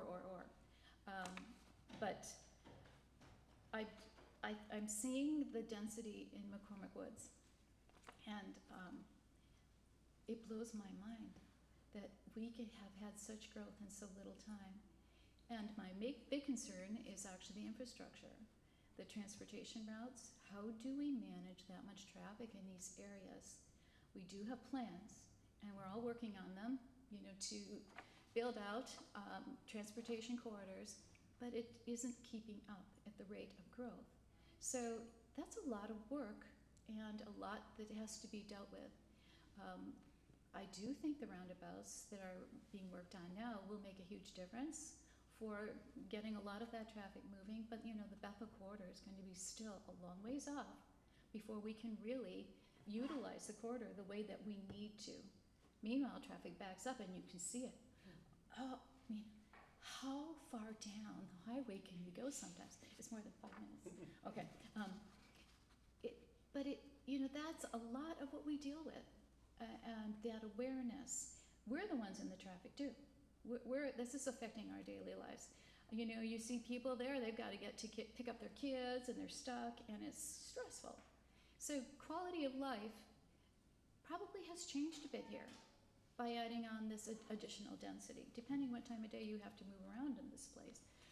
And that is something that we have to be very mindful of and to keep planning for. To be so careful with our resources that we don't waste anything, so that when the opportunities do arise, we can move forward with that next project. Because each project changes it. What it really does is move the traffic a little bit somewhere else for the minute, but it's fun and interesting and essential. A unique situation in a small town, a small city as ours, is the amount of growth that we're experiencing so quickly. Also, you know, I was always concerned, would our sewer plant be sufficient for growth down the pike? How long will our sewer plant be able to manage that kind of growth that we have? And what capacities? At one point, it's getting to be a pretty old plant. And back in the day, they thought it was going to be so huge and last so long. And now look at the challenge we have. Well, thank heavens we have the new Marina Pump Station. That really made a difference. Of course, the whole thing was scary for a period of time. But it's, how do we continue to plan for that, have the funds for it, and not outprice the populations with the utility bills going up so high? Just a continual, something that's always, that we need to be mindful of, the affordability. And of course, we have impact fees now, which we didn't always have. And that makes a difference that new growth will pay, for Just orange. new growth. Okay. Are you done? Yeah, I didn't mean to cut you off. I No, just want to that's- let you know it's getting to the end. that's Okay. fine. Perfect. Okay. I'll probably pick it up somewhere else. Yeah. Well, so our next question is around our most pressing issue. Yes. What do you believe is the most significant issue currently facing the city council, and why do you believe it deserves the council's attention? Well, I didn't think that I could say that there's just one issue, because there's so many fronts. And quite truthfully, right now, I think the council needs to work on building trust and respect with one another. And I think that it's just been, I'm not saying that in any kind of judgment, I just think that it's been hard on people. And it's been, it's a challenging times when you have to regroup and work through things. And I just think that it would be nice to have the council just be unified and work together. And that doesn't mean agreement on every issue. It doesn't mean that at all. It's just get back into working well together. I'm not sure, I haven't been to every meeting or anything, but I just have a bit of a sense and you can kind of feel the current. But aside from that, and I just said it, staying on task with improving the transportation corridors is huge. Finding the choke points and continuing to work on those, plan ahead. Transportation is just so expensive. So seeking the grants and keeping ahead of that is huge. Again, I'm talking about infrastructure, sewer plant. Can we handle the growth? Do we need to be thinking about it? There's not that much in some of the capital improvement funds. We would need so much more. How do you do that? And getting, I am not 100% sure on this one because I'm a little out of date on the well 13. And are we online with that? I don't think we are we? You guys, do you know? Is that the one in McCormick? I'm not good with the numbers. Oh, that's the one by Fred Meyer up on the area up there. That's kind of Foster. It's still Foster. Okay. Still Foster. Okay. Well, there. 11's up. Is 11 the one in McCormick? Okay. Okay. That one came up and Okay. online. And that is supposed to be a huge source of water for McCormick and for Port Orchard proper. So that's a huge priority. That's something I would just love to sink my teeth into and get that going, if that can be done. Because when we start, we haven't finished the water system that we had intended of joining our system with in McCormick Woods, and that I imagine we're still buying water from Farmer Time. Hugely expensive. Once we're able to join those systems and not have to purchase that water will be such a happy day. Working on that. Of course, still working on the waterfront improvements downtown. Everyone wants to see our little town, happy and rebuilt and all of that. But we see one step at a time and look all the complications, raising the level of the streets, the expense of all of that, and then having a landlord that doesn't care very much about the town and owning so many buildings. A lot of challenges in this little town. So keeping city services timely, accessible, permits, all of that, and safety. I think safety has always been a real huge issue of having a friendly police presence to ensure citizens and their properties are safe. There was a period of time when I think people were feeling pretty insecure about that here, but I think that has turned around quite a bit, and I'm thankful for that. And enforcing the laws already in place. That was my blah blah for that one. Our next question is around fiscal stewardship. The city council is responsible for being good stewards of taxpayer dollars while meeting the community's service expectations. What principles would guide your approach to budgeting and fiscal decision-making? $214 million budget cycle. I am fiscally conservative. So the principles I follow is that I really do think that we have to be very careful about sticking with a budget and having reserves. We went through a period of time when I was on the council when we did have some issues and rainy day funds and things were being used.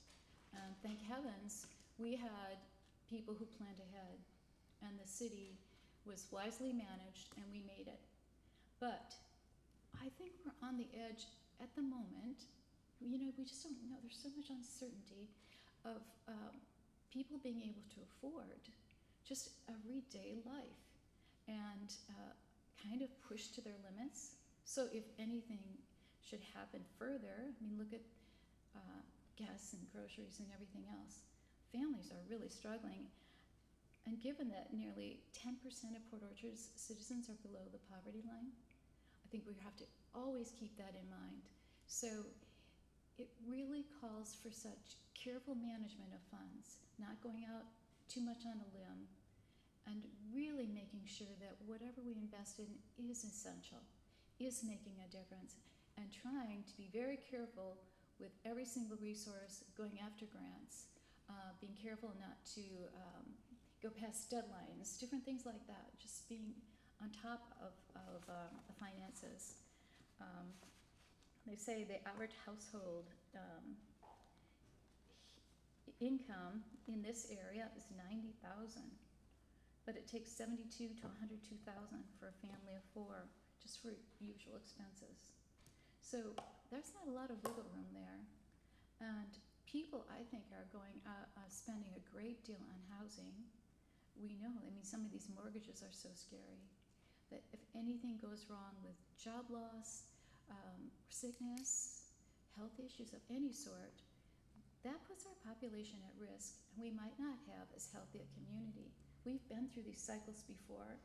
I feel like we're near one now, even though we're celebrating this growth and a lot of influx from other communities.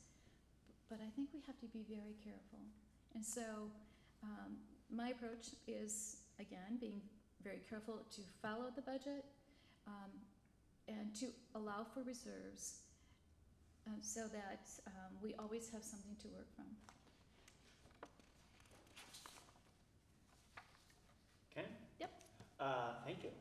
Are there any clarifying questions for Cindy today from the panel? Nope. Seeing none, I'll move straight into allowing you your 2-minute closing statement. Okay, I'm trying to think of where I'm at. Okay. As explained tonight, I'm saying I'm no stranger to you. I've been involved. You know me for the most part. And I do care about this city. I do think my elected experience, coupled with 29 years of business entrepreneurship, has prepared me for this vacated position. I had been working to be part of a solution to the issues that have risen over the years that I was serving. And the city's come a long way from what it was 15 years ago when I got involved. I do think we're moving forward with downtown revitalization. We have growth occurring in every area. We'll see some traffic congestion ease for the roundabouts that are being built. But I think we just need to continue to advocate for grant funds, continue these transportation improvement plans, and pressure the state to deal with our state highway corridors. The utility sector has long-range plans to manage growth, with advocating for water rights to allow for that well 13 to go online to service a majority of our areas. And now we can celebrate this newly rebuilt marina pump station, which allows for the additional conveyance of sewage to our sewer plant. As a council member, I would continue to support our police by providing the necessary equipment and fair salaries so that our community will remain a safe place to live. I'm a 24-year resident of Port Orchard, an experienced leader in the Port Orchard community, and better equipped than ever to serve on the City Council. I thank you for your attention. Thank you. Thank you for coming out and spending time with us tonight, Cindy. We appreciate it. It's been a pleasure. So nice to see you. Thank you. Good seeing you. Thank Thanks for you. coming in. Guys. Oh, it's so good to see you. Nice to meet you. Yeah, nice to meet you. Thank you for your time. Bye, Jay.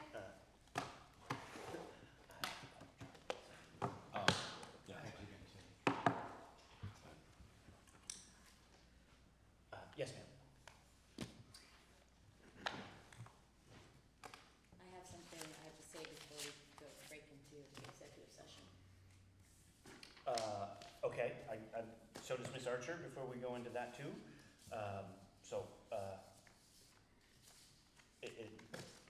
Might it be something she might clear up before we do that, or? I need to recuse myself. Did you want me to read the executive session statute? Is that what you were saying? No, I was saying I need to Oh. recuse myself. Oh, I'm sorry. I missed it. I Right apologize. now, before we go into executive session. Oh. Okay. You're asking me if you legally have to recuse yourself? No, I wasn't. No. He said something to you, so I was I just letting needed to you know Okay. if she was gonna have clarification for whatever you need to say, sorry. Mayor Pro Tem, I am recusing myself from the next 2 agenda items due to a conflict of interest. I have filed a formal grievance with the State Bar against City Attorney Archer regarding the legal guidance provided on the matter of the Position 5 vacancy and associated Open Public Meetings Act violations.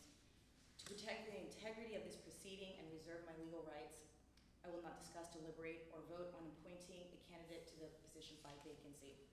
To do so would create an irreconcilable conflict, as the pending request for disciplinary review directly challenges the lawfulness of this appointment process. I will now leave the council chambers and request that the city clerk note my recusal and departure in the minutes. Point of order. Yes, Jay. I think we should poll the council to see if they feel that Councilmember Dedman should recluse herself based on those issues. Do not. I believe that as a council member, she has a duty for this process and to support the council. Point of order. You can, what's the order? I guess, City Attorney Archer is here and she can speak to that. From what I was reading, in the laws, I mean, she'll know better. I would only have to have a problem recusing myself, being that I do have a conflict of interest, if there was a quorum issue, but there is not a quorum issue because there are still 5 council members here. What you're referring to is the statute that says if a majority of the council is forced to recuse itself, then everyone is eligible to vote. That doesn't apply in this context in any way. Okay, but I guess, is there any kind of language where they can stop my recusal unless, I thought it had something to do with like a quorum or something like that. Otherwise, if I have a conflict, then there's nothing stopping my recusal. There's a point of order on the table. There's no legal mechanics associated with this request of the single council member. So I don't have any legal input as to that.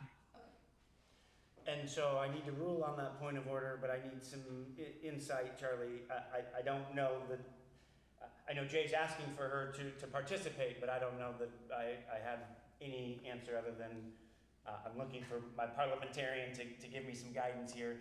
I don't think I have anything for Jay's point. Recusal is a personal decision of each of an individual council member. And to the extent we have rules that govern refusing to vote on things and abstaining from voting, that's different than a recusal. I do note that I can't dive into the legal risk issues associated with this because there are significant legal risk issues associated with the statement that was made because it was largely untruthful. However, as to the recusal, that is entirely her choice. Okay, so there's no legal risk. I don't need to even take us into executive session to discuss her recusal.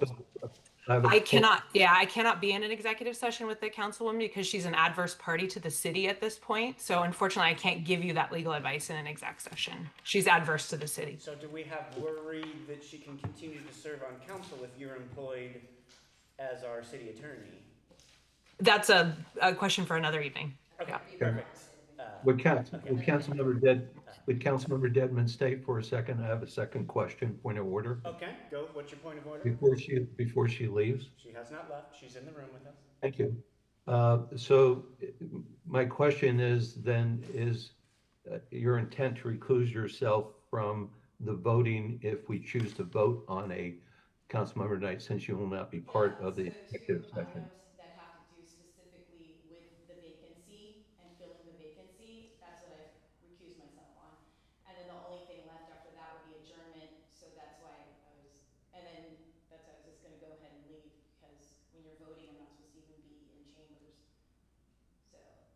So you plan to I'm gonna vote go ahead on, and leave chambers altogether and just leave, because there's two items, which is the executive session to discuss the qualifications and then the vote. So that's Okay, why so I am recusing myself from both, being that, in terms of both of those, I've stated,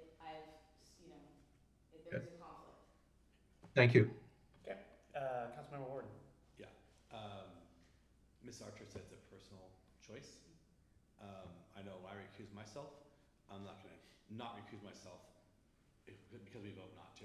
So if you wanna go home or do Yes. whatever you wanna do, right? Yes, I've stated the reasons for my recusal. Yep. Thank you. Have a good night, all. Thank you. Thank you.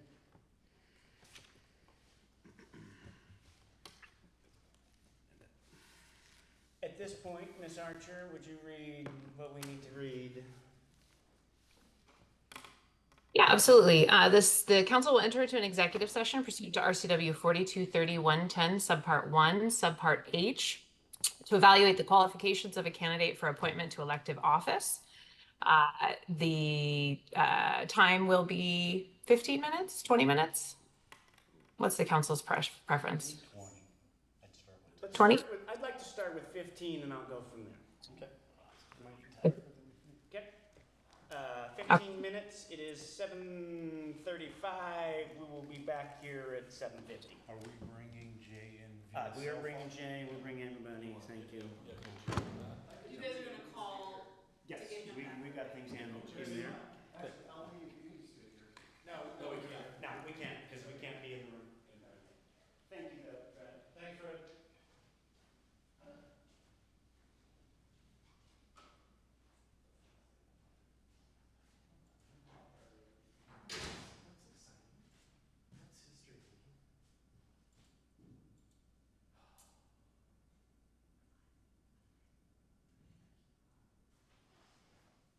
Are continuing to,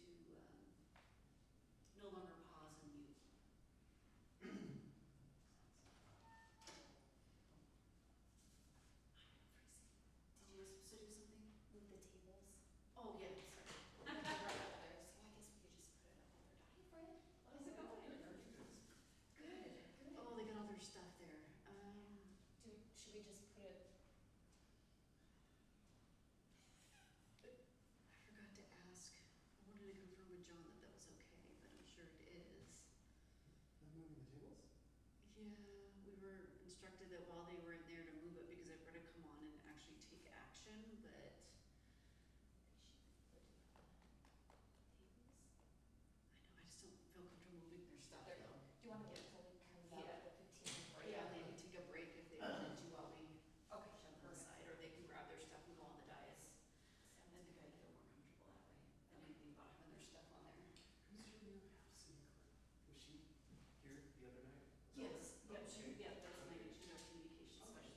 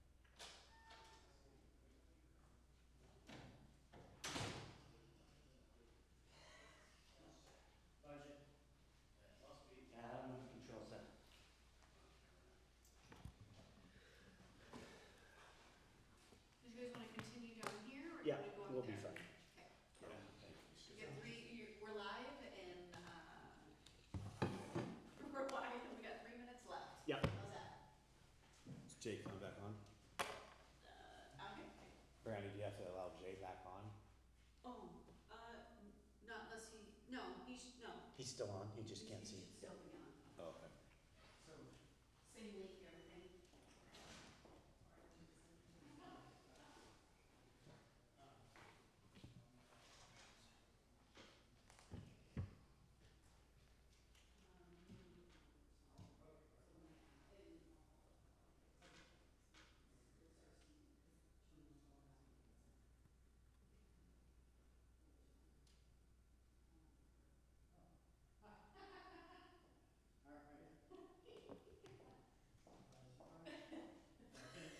He's got his hand up already.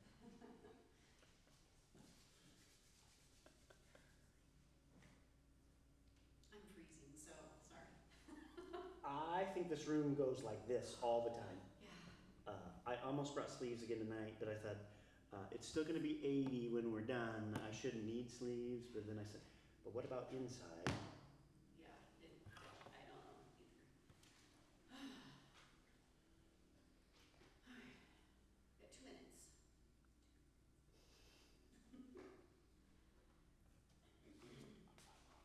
Looks like Jay has his hand raised. Oh, let me stop sharing here so you can see him. I can see him. I have, he's just, She can't call me Monday or Tuesday, so I'll let her know. she's gonna call you tomorrow.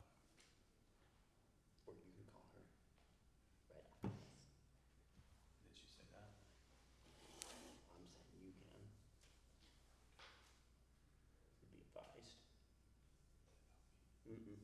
Okay. I'm always like, it's not about me.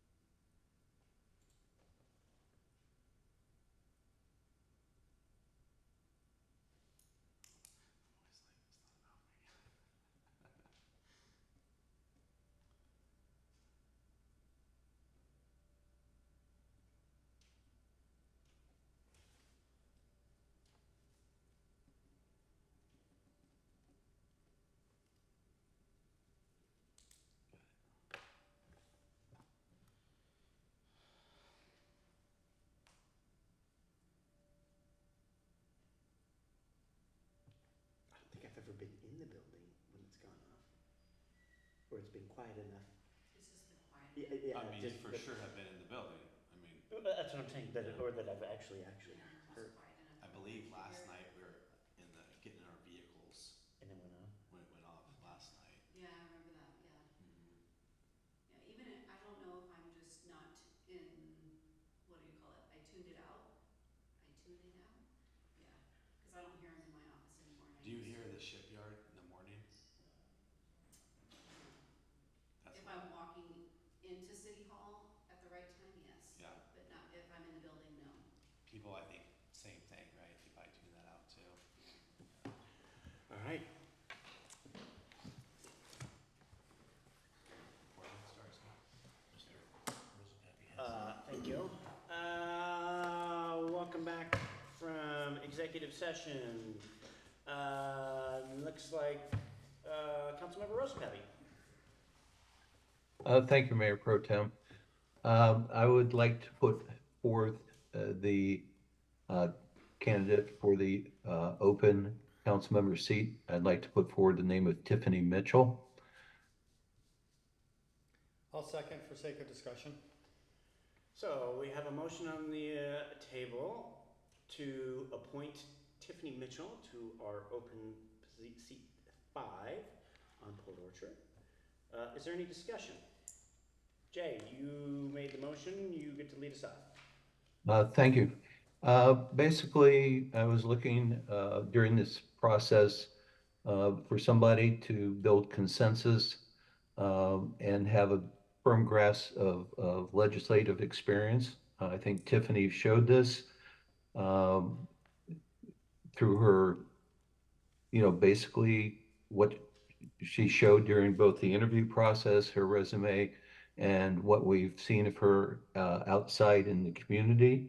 Not the strongest interview, but I think also a little bit on the nerve side. But I think she can build consensus and bring a good growth to a collaboration also to us. And I think it would be helpful at this time. Thank you, Jay. Councilmember Trenary. Well, I'll just say that, you know, Tiffany did not interview as well as I was hoping that she would, but she does have a lot of experience. That can be a pro, and in some cases that can be a con. She does express a willingness to learn, and she listens well, which I appreciate that as well.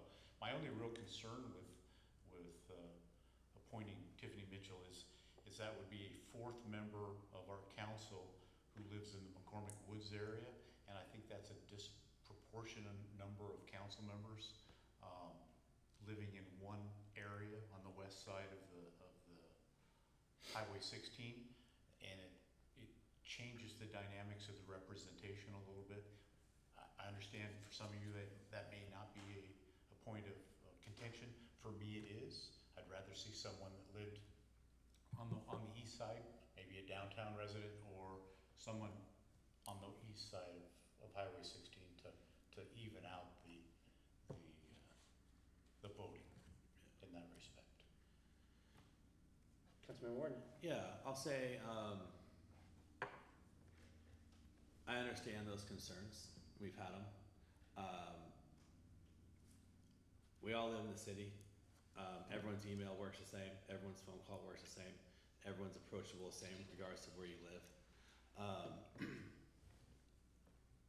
I definitely think that this is a 1.5 year appointment, and the voters can decide after that how they feel about two people living in one neighborhood or one community.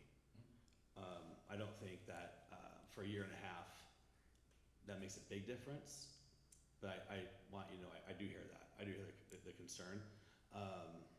But until with the population that we have in the west side of Port Orchard, and with Coffee with Council, a lot of people that come there are from McCormick Woods. They're from the west side. So they're pretty involved people as well. And I definitely would like to see the whole city involved. I looked at addresses as well. I highlighted where they live to. That's one of the first things that I did. I think Tiffany didn't say a lot, but she answered every question. Her resume is very, very well done, but she answered every question without word salad. And I encourage everybody, we're not going to go back and look at it today, but if we went back and looked at it, and we're only discussing one person, correct? You can make comparisons, yeah. I'll say I think Paul, as young as he is, I think that he said a lot. He touched on a lot of things as well. He said, you know, being young, you know, someone said might be a detriment. I think it could be a positive.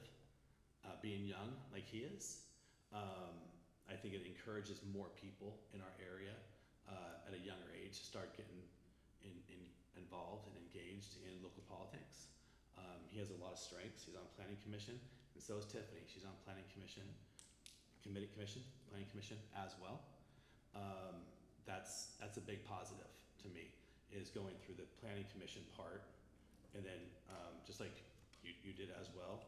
I think it's I definitely skipped that part, but I think it's very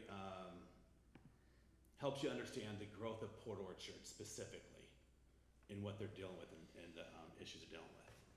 So I appreciate Paul doing that. I thought he did well. I thought Tiffany did well as well. So I think I understand and agree with all that's been said so far. I do take your point that this is for a 1.5 years. I think all the candidates had strengths and weaknesses that they brought with the interview, brought to the interview. I too was impressed with Paul. I think he did a really good job. I was impressed with Tiffany, who came kind of barehanded and fielded no notes, and fielded all the questions just straight out of her head.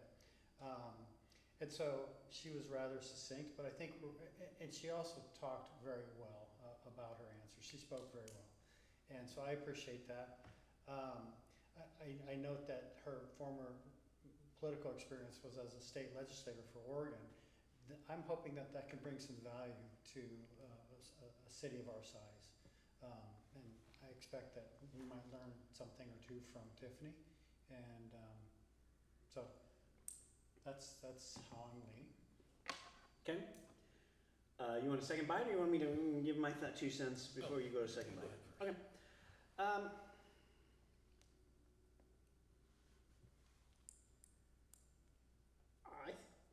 I like Tiffany.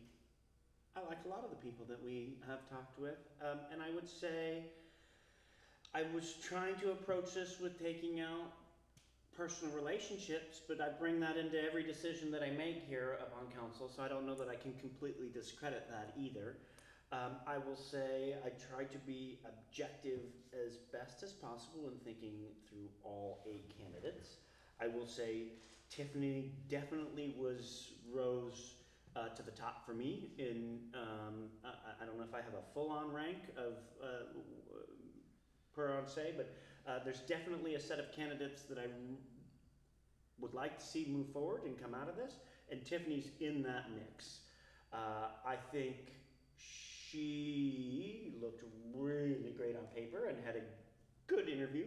I too was expecting her to completely knock that, I won't even say a home run, I was expecting a grand slam, and I think maybe my expectations were super high there, and that some of that has to do with knowing that she had that experience in the Oregon legislature as well. But I think there was a couple of things that came out of her mouth that really hit me hard as well. One was just her response around budget. I can get on board with that, right? Just saying, I don't know 100% your budget through and through, but I understand the budgeting process, and if I can help and understand a state's budgeting process, I think I can figure out and work through the cities with the team. She also said, I'm one of 7, so I don't have to have all those answers. I can lean on my counterparts as well. And then another huge thing that really drove it home for me, with Tiffany in particular, was that her willingness to speak up, and I know you all know because I talk about it all the time, to go advocate on our behalf down in Olympia and to outside of the 4 walls of this city.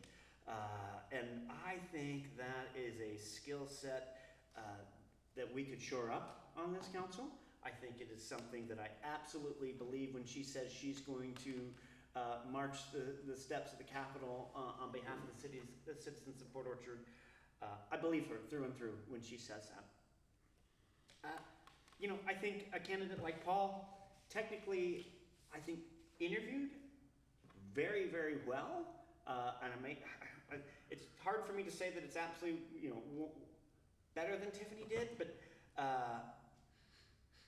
he definitely surprised me in that interview, and he really did well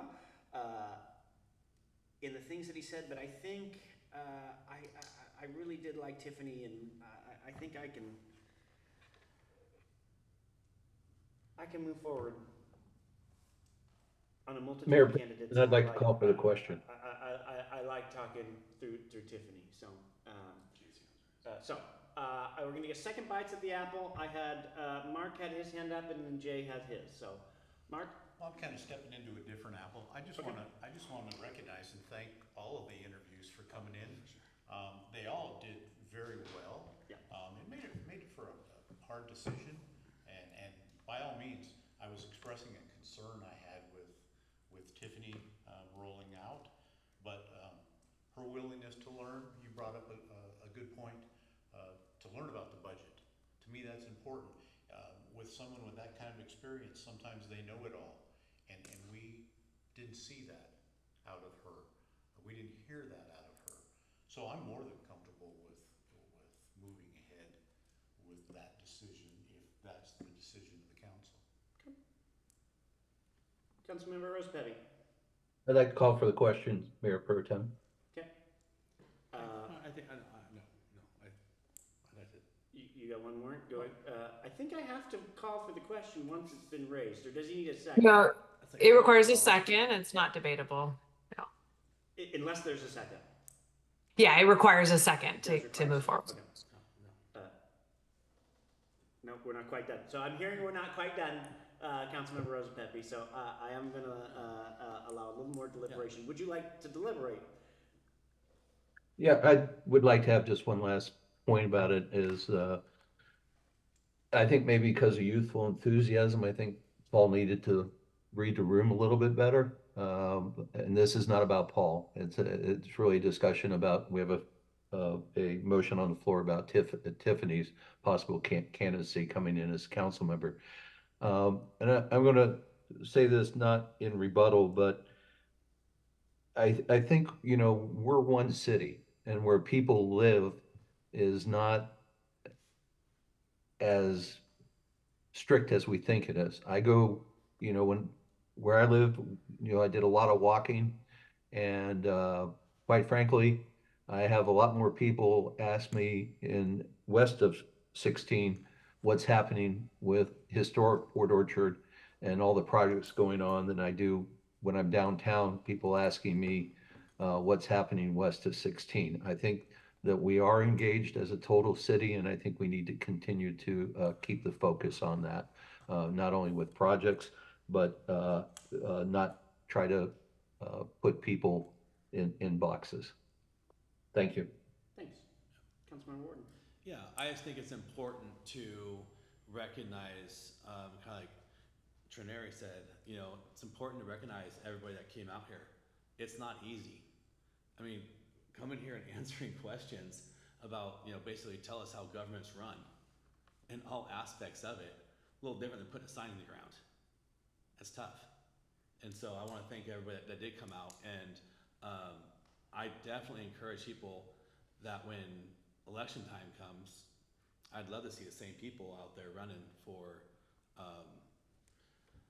city council, or, you know, trying to be on planning commission, or trying to be on civil service commission, or trying to be on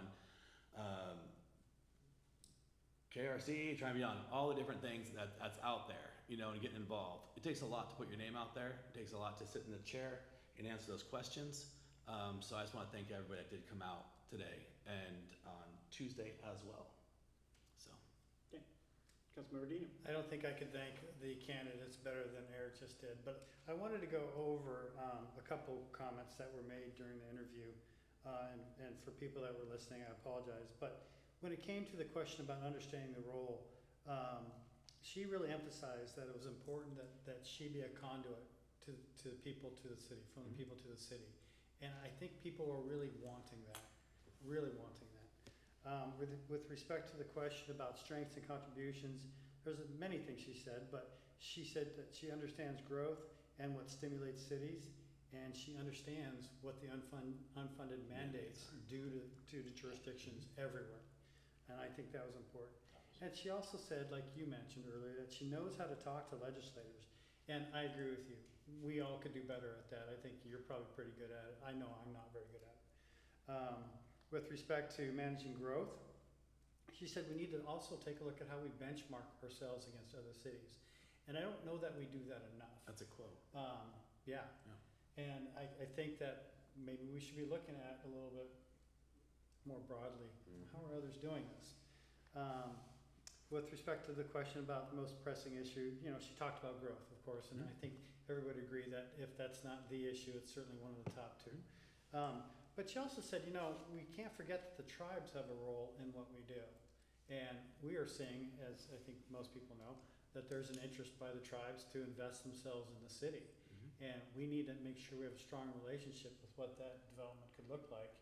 And it could go well, or it could go not very well. And would love to see some housing, for example, incorporated into tribal development plans. So I think that was a really good point that she brought up. And then with respect to how she responds to sort of fiscal management, she related a story about how she manages her own personal finances. And if she manages the city's finances like she does her own, I think we're looking at a very good fiscal manager. But she also admitted I have a lot to learn on that. So I think she brought some good strengths to the table, and I think she admitted where there were things that she would need to lean on experts for. So I think that, I guess I'm done. I'd like to call for the question. Well, I'm gonna give my last little bit. Everybody else got 2 bites. I'm gonna give my last 2 bites. So, Of course. I'm just gonna throw this in. I too want to echo a little bit what Jay said about, I thought about where people live and what that looks like. And I also thought about, if we really had that concern, we'd have districts like Bremerton does. And so I threw that right back out just as it came in, because we have a mechanism to ensure that if we wanted to, but we choose not to do that here in this community. I think that would, if we want to go down that road, we should. And I just lost my other one because you said something that triggered it, and now I don't remember what it was. So I'll leave it be. That's my only 2 cents. So, call for the question. We have a motion on the table to appoint Tiffany Mitchell to fill the vacant position number 5 on the Port Orchard City Council. All those in favor, please say aye. Point of order, point of order. Yeah. You got, yes, sir? I was gonna ask for a roll call vote, please. Okay, roll call vote. Why don't, since you got to ask for that, Councilmember Rosa Pepe, how do you vote? Yes. Councilmember Warden, how do you vote? Yes. Councilmember Diener, how do you vote? Yes. Councilmember Trineri, how do you vote? Yes. Councilmember Morrissey votes yes. The decision is unanimous, and the motion passes. We have nothing else on the agenda, unless there's somebody had something for good of the order that can't wait till next Tuesday. The cruise this weekend. The cruise is this weekend. We hope you can get out and be downtown on Sunday. The Port Orchard Rotary's having a pancake breakfast in the backstage alley if you want to get some breakfast there as part of that as well. But good call. Thank you for that. I won't be here Tuesday. Randy. Oh, that's true. And yeah, and Councilmember Warden won't be here Tuesday. And wishing you the best, Eric. Thank you. Yeah, that's right. Yeah. Okay, good luck to you. With that, this meeting is adjourned at 8:20. Thank you. Thank you. Recording stopped. Will you be making the call to Tiffany?